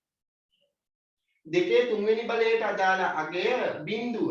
මෙතන ඒකේ ස්ථානයේ බිඳුව. බිඳුවෙන් ගුණ කරාම බිඳුවයි. ඒක අයිති වෙන්නේ. දෙකේ හතරවෙනි බලය 16යි. 16ට එක අදාළ එකක් තියෙනවා. දෙකේ පස්වෙනි බලය 32යි. එයාට වෙන එකක් තියෙනවා. මම මේක හදනකොට මීටත් අමතරව මම කියලා දුන්නා ඔයාලට මතක ඇති. උඩින් ලියා ගන්න 1 2 4 8 16 32. ඔය තියෙන දෙකේ බල ටික. ඒවා එක තියෙන සෑම ස්ථානයකම පිළිවෙල තියෙන අගයන් ටික එකතු කරන්න. එතකොට මෙතන 1 4ට අදාළව තියෙනවා. 16ට අදාළව තියෙනවා. 32ට අදාළව තියෙනවා. ඔය ටික එකතු කරා නම් උත්තරේ එනවා කියලා මම කියලා දුන්නා. දැන් මේ ටික එකතු කරලා බලන්න. 1යි 4යි 5යි 5යි 6යි 11යි 11යි 2යි 13 එකක් තිබෙනවා. 1යි 3යි 4යි 4යි 1යි 5යි 53. මේ ටික එකතු වුණත් 53ක් එනවා. උත්තරේ 5.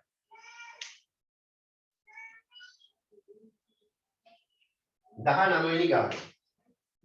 අරේ සෙන්ටිමීටර් 14ක් වෙන වෘත්තයක පරිධිය ගණනය කරන්න. එතකොට මේ වෘත්තයේ අරය දීලා තියෙනවා 14යි සෙන්ටිමීටර් කියලා. පරිධිය තමයි අපෙන් අහන්නේ C. අපි දන්නවා අරය දී ඇති විට වෘත්තයක පරිධිය ලබා ගැනීම සඳහා භාවිතා කරන්න පුළුවන් සූත්‍රයක් තියෙනවා 2πr. එතකොට 2 ගුණ කිරීම 5 කියන්නේ 7න් 22 ගුණ කිරීම අරය 14. 7ට 7 ඒවා 1යි 14ට 7 ඒවා 2යි. 22 දෙකෙන් ගුණනහම 44යි 44 ඒවා දෙකක් 88යි සෙන්ටිමීටර් 88යි සෙන්ටිමීටර් 88 පිළිතුර සෙන්ටිමීටර් 88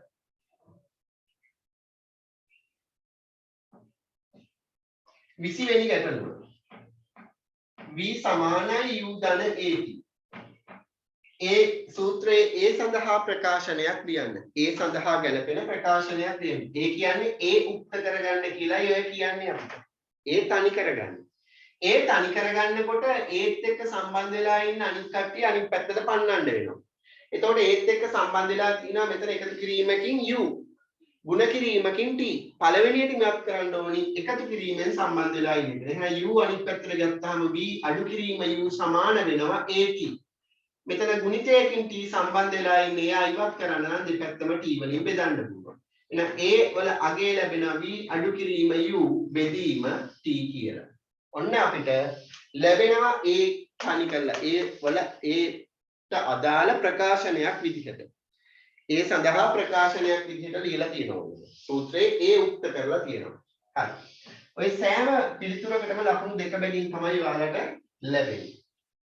දැන් මට උත්තරේ දාන්න කීයක් ඔයාලට ලැබිලා තියෙනවද කියලා.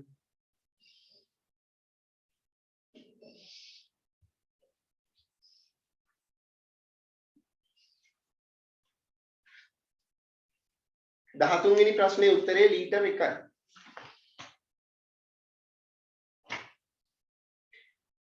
කීයක් ලකුණු තියෙනවද කියලා මට දාන්න දැන් ඉක්මනට ගණන් හදලා දෙකෙන් ගුණ කරලා හරි ගන්න.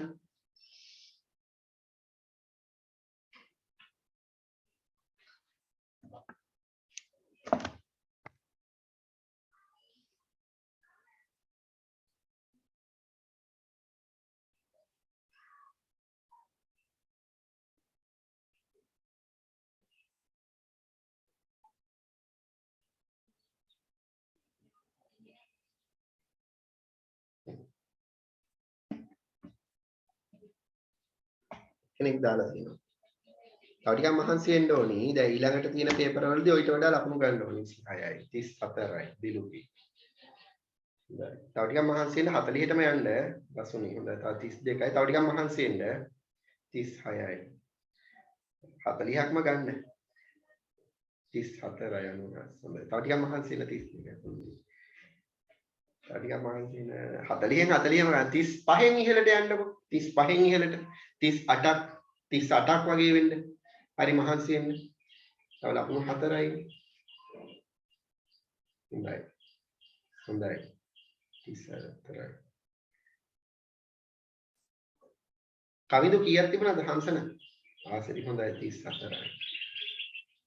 34යි. චමෝත් එවන්න ලකුණු චමෝදිනී කීයක් තිබුණාද?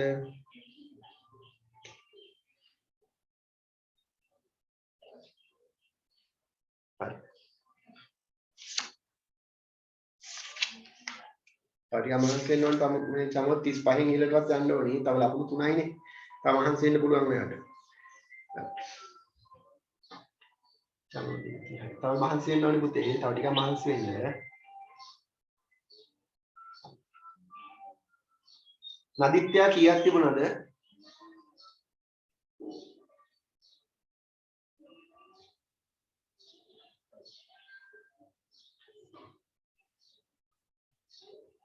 කවිෂා කීයක් තිබුණාද? මෙසේජ් දාන්න. හරි. අපි අද පාඩමට යමු එහෙමනම්. අද මේ අවසාන පාඩම අපේ තියෙන්නේ පරිමාණ රූප. ලියාගන්න මාතෘකාවක් පරිමාණ රූප කියලා. ලේසි පාඩමක්.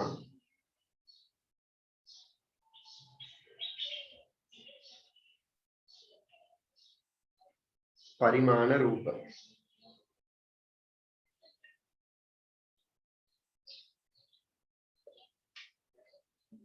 ඒ අර්ථයේ අනුමාත්‍රිකාවක් ලියාගන්න පුතේ දිගංශය කියලා. දිගංශය. දිගංශය.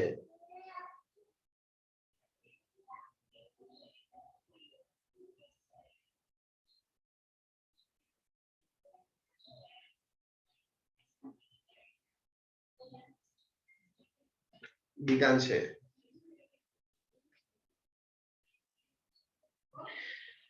දිගංශයක් කියන්නේ මොකක්ද කියන එක අපිට වැදගත් වෙනවා දැන සිටීම. දිගංශය අපිට ගොඩක් අවස්ථාවලදී ප්‍රයෝජනවත් වෙනවා මැනුම් කටයුතු වලදී භූමය තුල.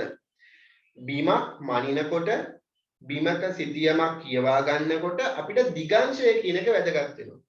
නාවික ගමනාගමනවලදී ගුවන් නියමුවෙක්ෙන් ඔබ බලාපොරොත්තු වෙනවා ගුවන් නියමුවෙක්ගේ ගමනාගමනවලදී මේ දිගංශය කියන පාඩම ගොඩක් වැදගත් වෙනවා.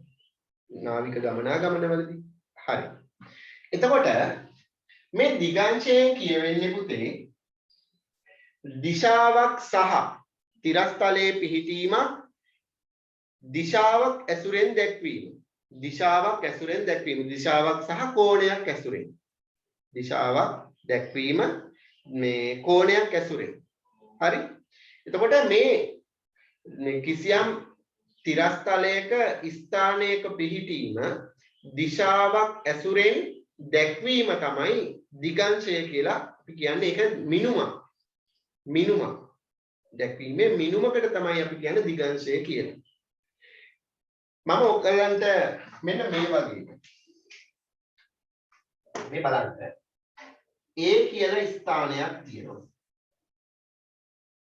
ඒ සෑම ස්ථානයකදීම අපිට සලකන ස්ථානයේ ඉඳන් අපි හිතමු මෙතන B කියලා. මෙයා මෙතන B. B වල පිහිටීම දැන් මේ කෝණය අපි උතුර අනිවාර්යෙන් ලකුණු කරලා තියෙන්න ඕනි පුතේ. උතුරු දිශාව. හරි. උතුරු දිශාවත් එක්ක තමයි මේ කෝණයක් ඇසුරෙන් දිගංශය දක්වනකොට අපි දක්වන්නේ. උතුරෙන් තමයි අපි හැම වෙලාවෙම පටන් ගන්න. දැන් මේ A වල ඉඳන් B ඉන්න තැන අපිට නිශ්චිතව ප්‍රකාශ කරන්න පුළුවන්. දුරක් තිබුණා නම් අපිට නිශ්චිතව ප්‍රකාශ කරන්න පුළුවන්. එතකොට අපි 8 වසරේදී ඉගෙන ගන්නවා ස්ථානයක පිහිටීම කියන පාඩම. උතුරෙන් කොච්චරක්ද? දකුණෙන් කොච්චරක්ද කියන්නේ. නමුත් දිගංශයේ කොටසේදී කතා කරන්නේ හැම වෙලාවෙම උතුරේ ඉඳන් කොච්චරක් දක්ෂිණාවර්තව හැරෙන්න ඕනිද කියන එක. හැම වෙලාවෙම මැනීම පටන් ගන්න ඕනි උතුරේ. දක්ෂිණාවර්තව තමයි මනින්නේ. ඔරලෝසුවේ කටුව කරගෙන පැත්තට. ඒ වගේම උතුරේ ඉඳන් ඒ අදාළ ස්ථානයට දක්වන කෝණය තමයි අපි දක්වන්නේ. ඒ කෝණය හැම වෙලාවෙම ඉලක්කම් 3කින් දක්වන්න ඕනේ. සංඛ්‍යාංක 3කින් දක්වන්න ඕනේ. ඔන්න ඒ ප්‍රධාන කරුණු තුන වැදගත් වෙනවා දිගංශයේ කොටසේ. එතකොට මට මේක ලියන්න පුළුවන් A හි සිට B හි දිගංශය. A හි සිට B හි දිගංශය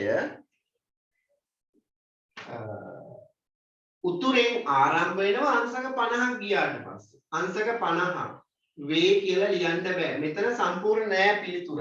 හේතුව මම කිව්වා ඉලක්කම් 3 සංඛ්‍යාවකින් දක්වන්න ඕනේ කියලා.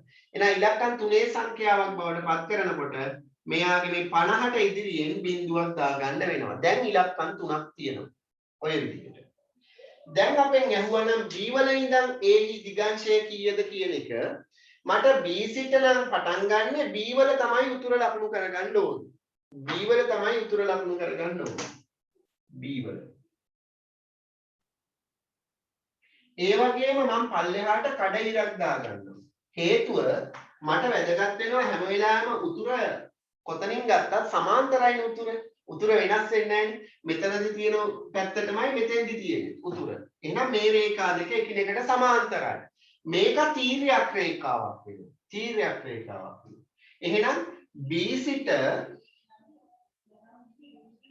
A හි දිගංශය අපෙන් ඇහුවොත් B වල ඉඳන් A වල පිහිටීම මං කිව්වා උතුරෙන් පටන් ගන්න ඕනි දක්ෂිණාවර්තව මනින්න ඕනි. දක්ෂිණාවර්තව මනින්න ඕනි. එතකොට දැන් ඔයා දන්නවා මේ කෝණය අංශක 50ක් වෙනවා නම් මේ කෝණයක් කීයක් වෙන්න ඕනද? මේ කෝණය ඒකාන්තරයි. අංශක 50යි නේද? ඒකාන්තර කෝණ. අංශක 50යි. හැබැයි උතුරෙන් පටන් ගන්නකොට උතුර සහ දකුණ අතර කෝණය ප්‍රධාන දිශා දෙක අතර කෝණය අංශක 180යි. එහෙනම් අංශක 180ට මේ 50 එකතු කළාට පස්සේ ලැබෙන අගය තමයි මේ දිගංශය වෙන්නේ. කීයද? අංශක 180 එකතු කිරීම 50. 230යි. 230යි. පැහැදිලිද ගත්ත හැටි? එතකොට මෙතෙන්දී අපිට වැදගත් වෙනවා ප්‍රධාන දිශා සහ අනු දිශා. ප්‍රධාන දිශා සහ අනු දිශා වල දිගංශය. වල පිහිටීම් වල දිගංශය අපිට වැදගත් වෙනවා. හරි? එතකොට ප්‍රධාන දිශා ගත්තොත් හතරක් තියෙනවා. මම මේක එකම දිශා සටහනකට ලකුණු කරලා පෙන්නන්න. එක දිශා සටහනක් තුළ මම මේ දිගංශයන් ටික ලකුණු කරලා පෙන්නන්නම් ඔයාලට. අල්ලගන්න පුළුවන්. එතකොට ප්‍රධාන දිශාවක් සහ අනු දිශාවක් අතර කෝණය හැම වෙලාවෙම අංශක 45ක කෝණයක් තමයි තියෙන්නේ. එකලක පිහිටි ප්‍රධාන දිශා දෙකක් අතර කෝණය අංශක 90යි. ඍජු කෝණයක් හදන්නේ. ඒ වගේ. හරි. ලියා ගන්න ඉස්සෙල්ලම දිගංශය කියන්නේ මොකක්ද කියලා අපි ඉස්සෙල්ලාම ලියාගමු. ලියාගන්න. දිගංශයක් කියනු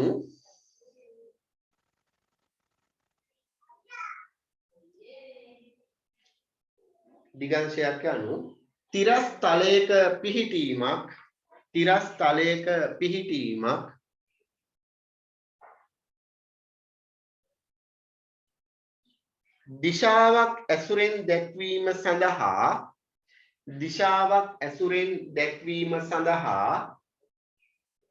දිශාවක් ඇසුරෙන් දැක්වීම සඳහා යොදා ගන්නා මිනුමකි.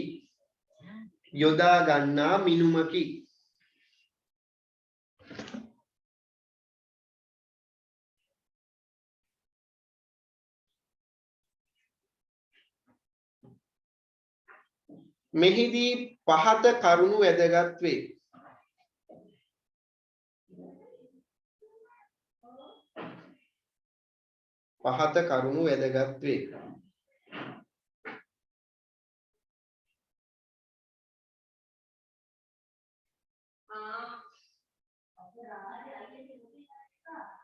ලියාගන්න තරු ලකුණු දාලා පල්ලෙහාට. මොනවද පහත කරුණු? මැනීම උතුරින් ආරම්භ කරන්න වෙනවා. උතුරු දිශාවේ සිට තරු ලකුණු දාලා ලියන්න. උතුරු දිශාවේ සිට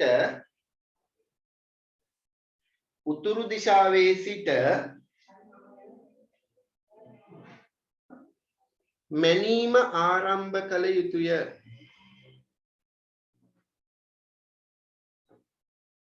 උතුරු දිශාවේ සිට මැනීම ආරම්භ කළ යුතුය.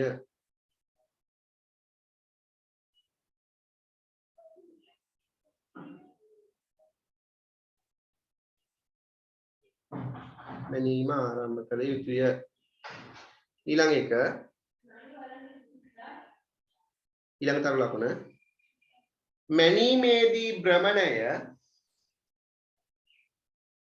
මැනීමේදී භ්‍රමණය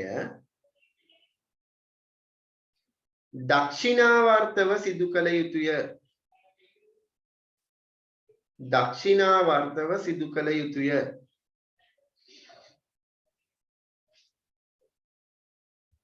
මැනීමේදී භ්‍රමණය දක්ෂිනාවර්තව සිදු කළ යුතුය.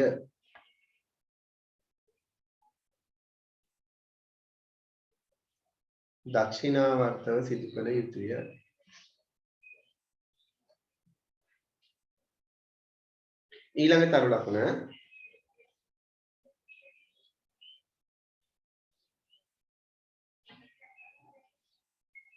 ලැබෙන කෝණය ඉලක්කම් 3කින් දැක්විය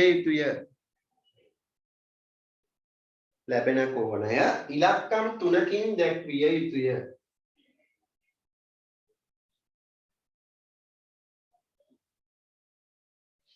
උදාහරණයක් විදිහට මේ රූපය ඇඳලා මේ රූප සටහන ඇඳලා මේ A සිට B වල දිගංශය සහ B සිට A හි දිගංශය ලියලා පෙන්නන්න. යටින් ලියන්න. රූපය ඇඳලා ලියන්න.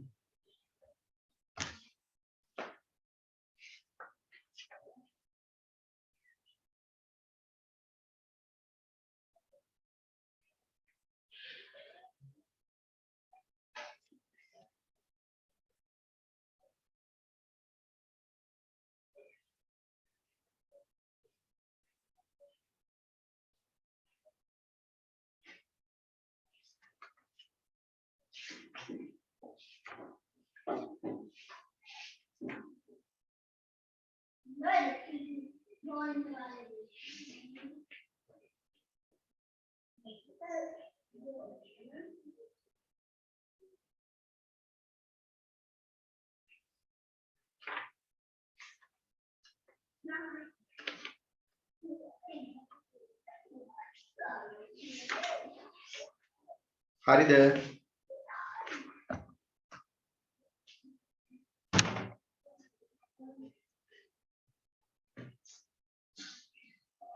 මේක මේ රූපය ඇඳලා මේ දෙක ලියාගෙන ඉවරද? ඉවර නම් හරි කියන්නේ.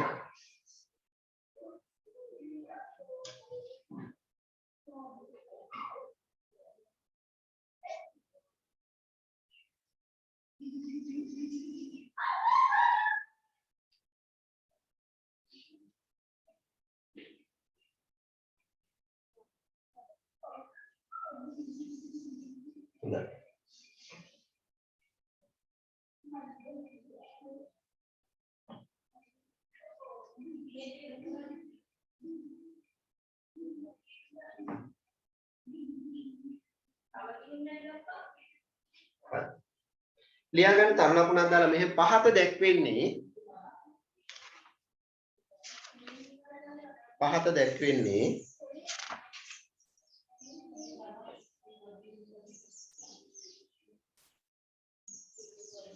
ප්‍රධාන දිශා සහ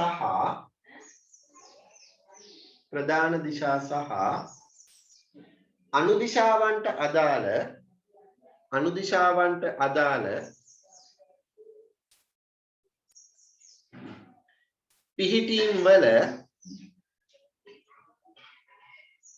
පිහිටීම් වල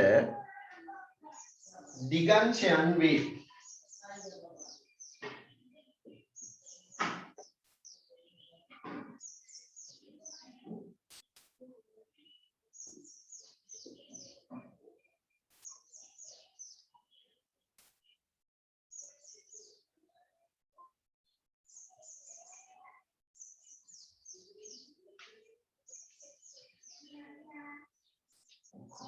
දිශාව දිගංශය සහ දිගංශය මේ කියන්නේ ප්‍රධාන දිශා මේ ප්‍රධාන සහ අනු දිශා ටික. උතුර ගත්තොත් උතුරේ ඉඳන් උතුරට වරනකොට හැරෙන්න දිහාවක් නැහැ දක්ෂිනාවර්තව. එහෙනම් අංශක බිඳුවයි. ඒක ඉලක්කම් 3යි බිඳු 3කින් අපිට පෙන්වන්න පුළුවන්. ඊට පස්සේ ඊශාන දිශාව මේ ප්‍රධාන දිශා දෙක උතුර සහ නැගෙනහිර අතර කෝණය අංශක 90යි. ඒ 90 දෙකට බෙදෙනවා 45යි. ඊශාන දිශාව දක්වන කෝණය අංශක 45යි. ඉලක්කම් 3කින් පෙන්වන්න ඕනේ. නැගෙනහිර අංශක 90යි. උතුරේ ඉඳන් දක්ෂිනාවර්තව අංශක 90ක් ගියාම අපිට නැගෙනහිර දිශාව හම්බ වෙනවා. ඊට පස්සේ ගිනි කොන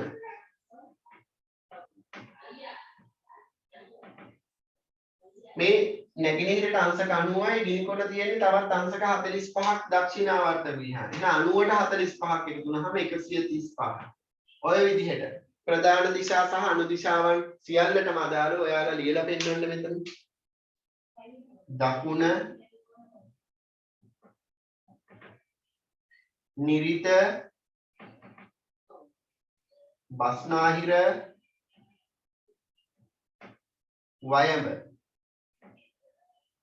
ඔන්නේ දිශා ටිකට අදාළව හොයලා පෙන්නන්න දිගංශයන් ටික ඉක්මනට රූපේ ඇඳලා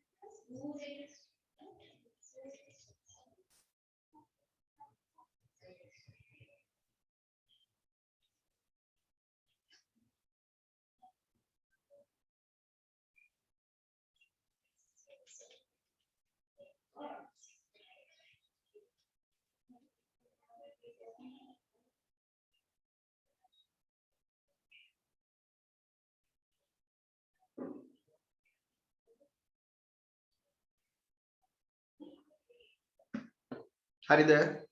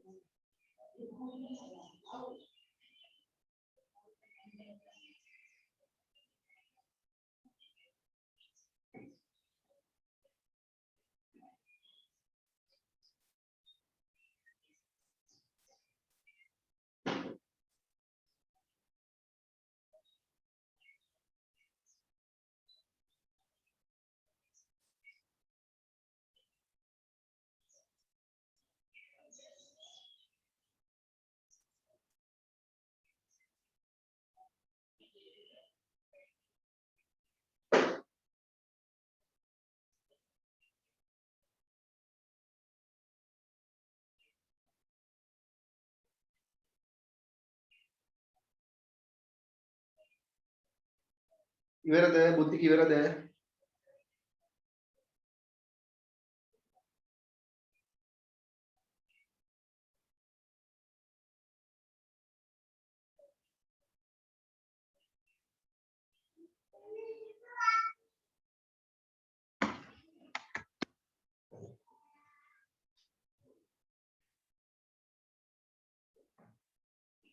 දකුණට අදාළව ගත්තොත් කීයද අංශක? මේ ටික ගණන් හදනකොට වේගෙන් ගණන් හදන්න මේ ටික දැනගෙන ඉන්න එක ප්‍රයෝජනවත් වෙනවා පුතේ. මේ ටික මතක නම් වේගෙන් ගණන් ටික හදාගෙන යන්න පුළුවන්. නිරිත ගත්තොත් 180ට 45ක් එකතු වුනහම 225යි. 225ට 45ක් එකතු වුනහම බස්නාහිර දක්වන කෝණය ලැබෙනවා 270යි නේද? 270ට 45ක් එකතු වුනහම 315. ඔය විදිහට වයම දක්වන්නේ අංශක 315ක දිගාංශය. ඉතින් ඔය කෝණ ටික අපි දැනගෙන ඉඳියා නම් අපිට වැඩේ කරන්න ලේසි. එකක්. හරිද? අනිත් එක තමයි ඒකාන්තර කෝණ සමානයි කියන එක අපි දැනගෙන ඉන්න ඕනේ. උතුර හැම වෙලාවෙම සමාන්තරයි කියලා ස්ථාන කීපයකින් ගත්තත් උතුර පොතනින් හිටියත් හැම වෙලාවෙම සමාන්තරයි. ඉහළට තමයි අපි තියන්නේ. හරි. අපි බලමු තව එකක්.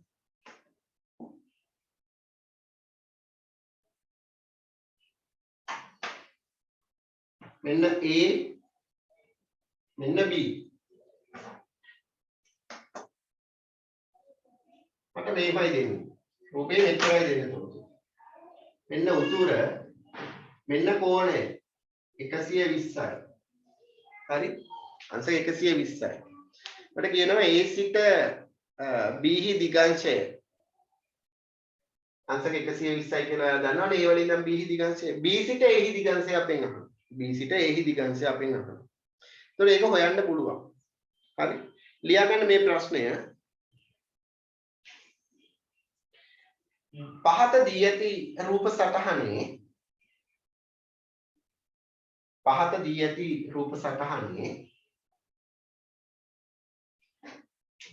රෝමිලකම් අංක 1 A සිට B හි දිගාංශය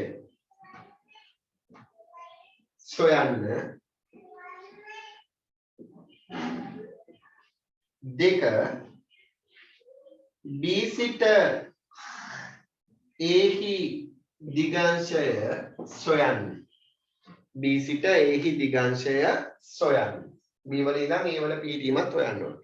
එතකොට B වල ඔබ උතුර ලකුණු කරගත යුතුයි. අර මම කිව්වා නේද පල්ලෙහා ඉස්සෙල්ලා පල්ලෙහාටම ඉරාඳ ගන්න. එතකොට ඒකාන්තර කෝණ සමාන නිසා කෝණ සමාන කරලා හොයාගන්න පුළුවන් කියන එක. හරි.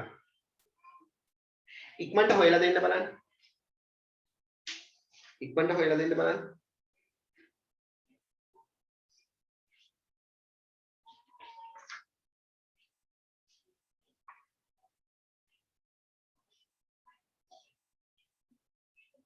එදා ඔයාලට පුතේ මම අතිරේක පන්තිය දාගෙන ඉඳපු දවසේ හවස වරුවේනේ අපි දාගත්තේ අඟහරුවාද. එදා පොඩ්ඩක් ගෙරෙව්වා. ගුරුවල පොඩ්ඩක් ඒක කරන්න අමාරු තත්ත්වයක් තිබුණා මේ පැත්තේ. පොඩ්ඩක් අපහසුයි ගුරුවල ළඟට කරන්න ඒකයි වෙන්නේ. ඒකයි දාම අඟහරුවාද හවස කරේ නැත්තේ ඔයාලට. නැත්තම් මම ඉඳලා කරනවා. සූදානම් වෙලා ඉඳී එදා කරන්න පන්ති.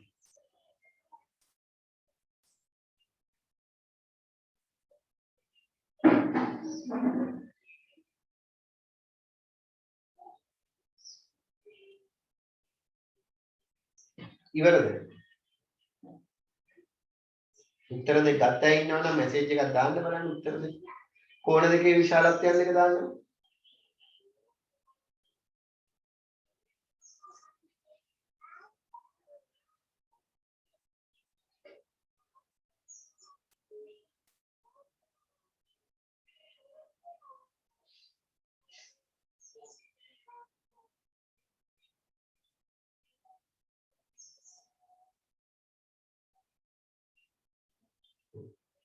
එකක් හරි. පළවෙනි එක හරි.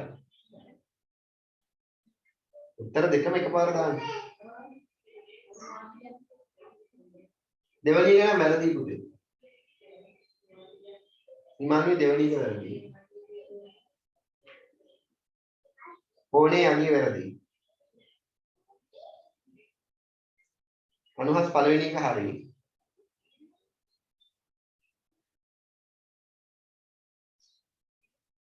දෙවෙනි එක හරි. දෙවෙනි එකත් හරි.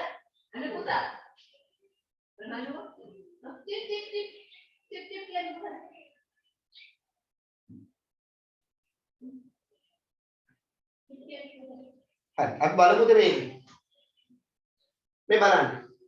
පළවෙනි එක අහන්නේ A සිට B දිගංශය සොයන්න. A වල ඉඳන් දක්ෂිනාවර්තව B AB යා කරන රේඛාවත් එක් සාධන කෝණය. කීයද අංශක? 120යි. ඔන්න A සිට B දිගංශය අපිට ලැබුණා. අංශක 120යි.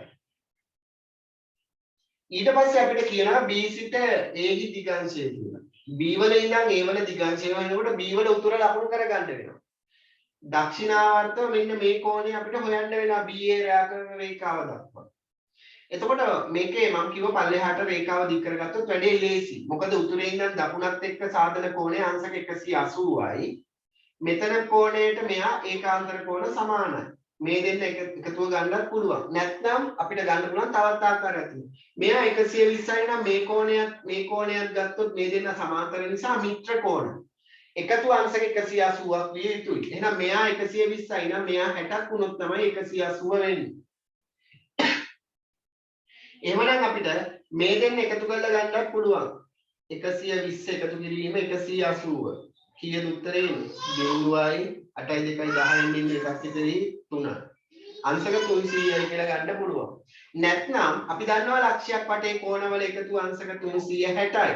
ඒ 360න් මෙන්න මේ අංශක 60 අඩු කරගත්තා නම් අපිට පිළිතුර ලැබෙනවා ඒත් මෙන්න මේ කෝණයේ අංශක 300යි කියලා. ඔය ක්‍රම දෙකකින්ම අපිට ගන්න පුළුවන්.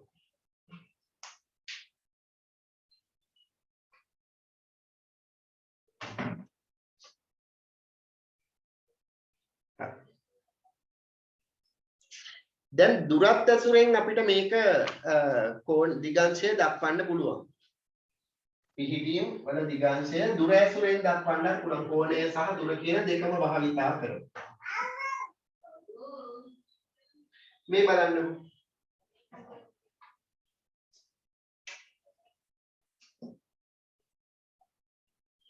මේ වගේ ගත්තොත් A B මේ කිලෝමීටර් 2යි. මේ කෝණයේ උතුරෙන් අංශක 110යි. අපිට මේක ලියන්න පුළුවන් A සිට B දිගංශය A සිට B දිගංශය අපිට ලියන්න පුළුවන්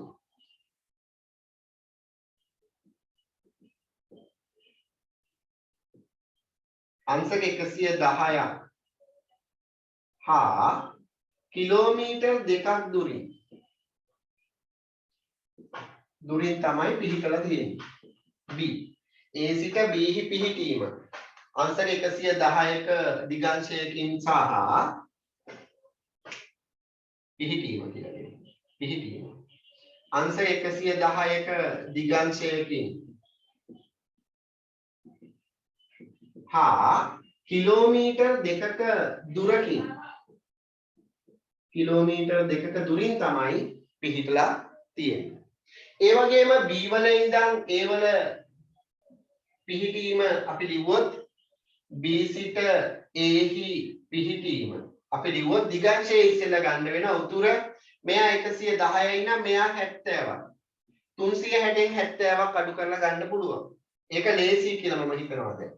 360න් අංශක 70ක් අඩු කරන්නත් පුළුවන්. නැත්නම් මේක මේ රේඛාව පල්ලෙහාට දික් කරාම මෙයා 110යි නම් මේ කෝණයත් 110යි 180ට 110ක් එකතු වුණාම කීයද කියලා බලන්න පුළුවන්. 290.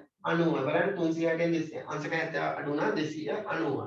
අංශක 290ක දිගංශයකින් හා කිලෝමීටර් 2ක දුරකින් තමයි A වල පිහිටීම තියෙන්නේ. B සිට A හි පිහිටීමක් තියෙන්නේ.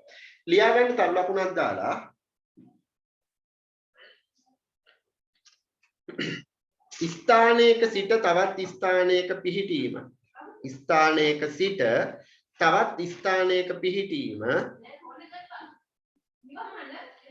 දිගංශය සහ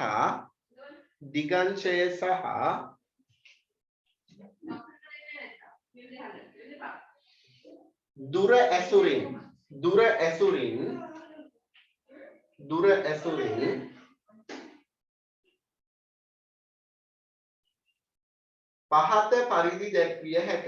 පහත පරිදි දැක්විය හැක. දිගංශය සහ දුර ඇසුරින් පහත පරිදි දැක්විය හැක. මේ රූපේ ඇඳලා මේ උදාහරණය ලියාගන්න.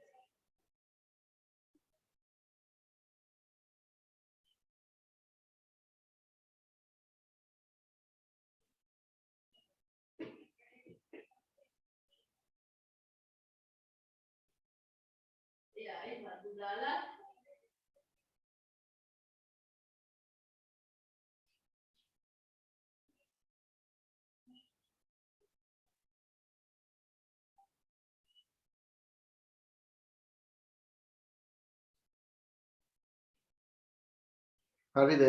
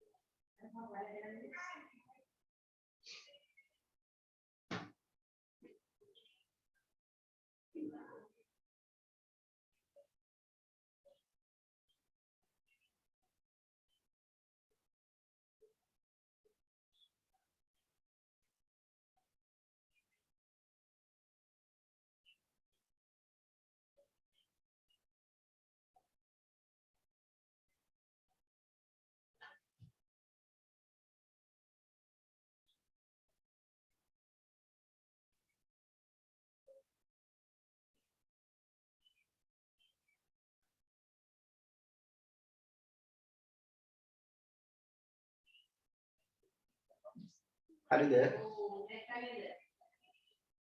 මම අකනවා පුතේ.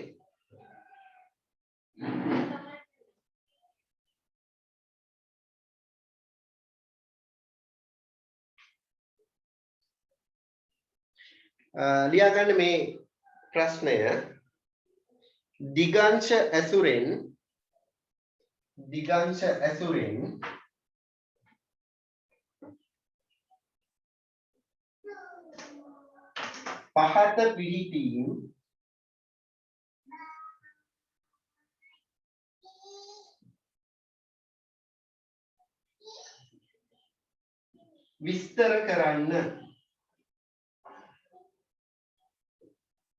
පහත පිහිටීම් විස්තර කරන්න. දිගංශය ඇසුරෙන් පහත පිහිටීම් විස්තර කරන්න. පළවෙනි එක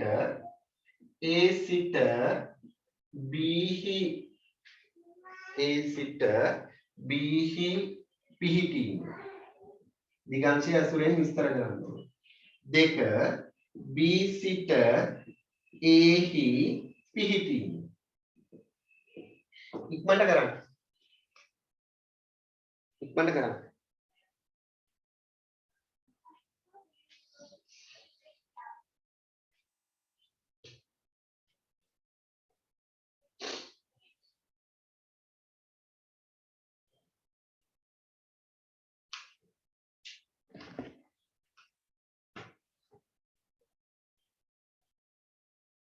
ඉවර නම් හරි කියන්න.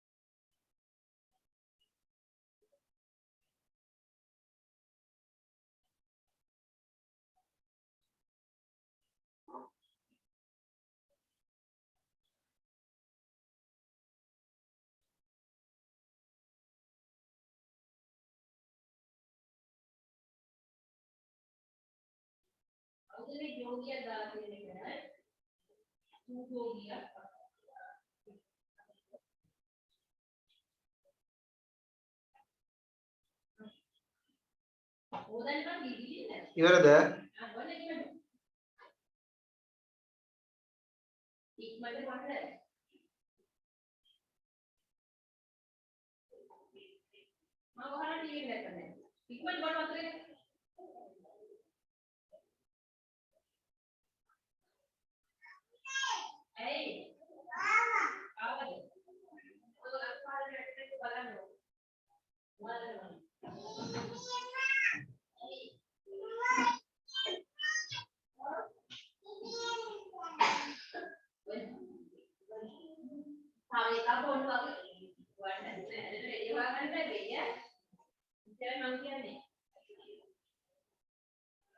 ඉවරද?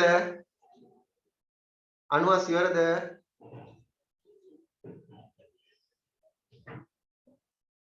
හරි. බලමු එහෙමනම්. A සිට B හි පිහිටීම අපිට කොහොමද ලියන්න පුළුවන්? A වල ඉඳන් B වල පිහිටීම අංශක 50යි දිගංශය. අංශක 50ක දිගංශයකින් හා මීටර් කොච්චරක් දුරින්ද? 600ක් දුරින්. මීටර් 600ක් දුරින් තමයි පිහිටන්නේ. පළවෙනි එක. දෙවැනි එක. මෙයා අංශක 50යි නම් මේ කෝණය දැන් අපි දන්නවා කීයද? 130යි. මිත්‍ර කෝණ වල එකතු අංශක 180ක් හේතුවෙන්නේ. මේ කෝණය 130යි. එහෙමනම් 360න් 130ක් අඩු වුණාම අපිට B සිට A පිහිටීමත් අපිට දක්වන්න පුළුවන් 230යි අංශක දිගංශයකින් හා මීටර් 600ක දුරින් තමයි B සිට A පිහිටීම දක්වන්න පුළුවන් වෙන්නේ. උතුරේ ඉඳන් අංශක 230ක් හැරුණාට පස්සේ ඔන්න අපිට ලැබෙනවා A පේනවා. මීටර 600ක් දුරින් ගියාට පස්සේ තමයි A වලට හරියටම පැමිණෙන්න පුළුවන් වෙන්නේ. ඔන්න ඒ විදිහට අපිට දිගංශය දක්වන්න පුළුවන්. ඔයාලා මම දැන් අදට පන්තිය නවත්තනවා පුතේ.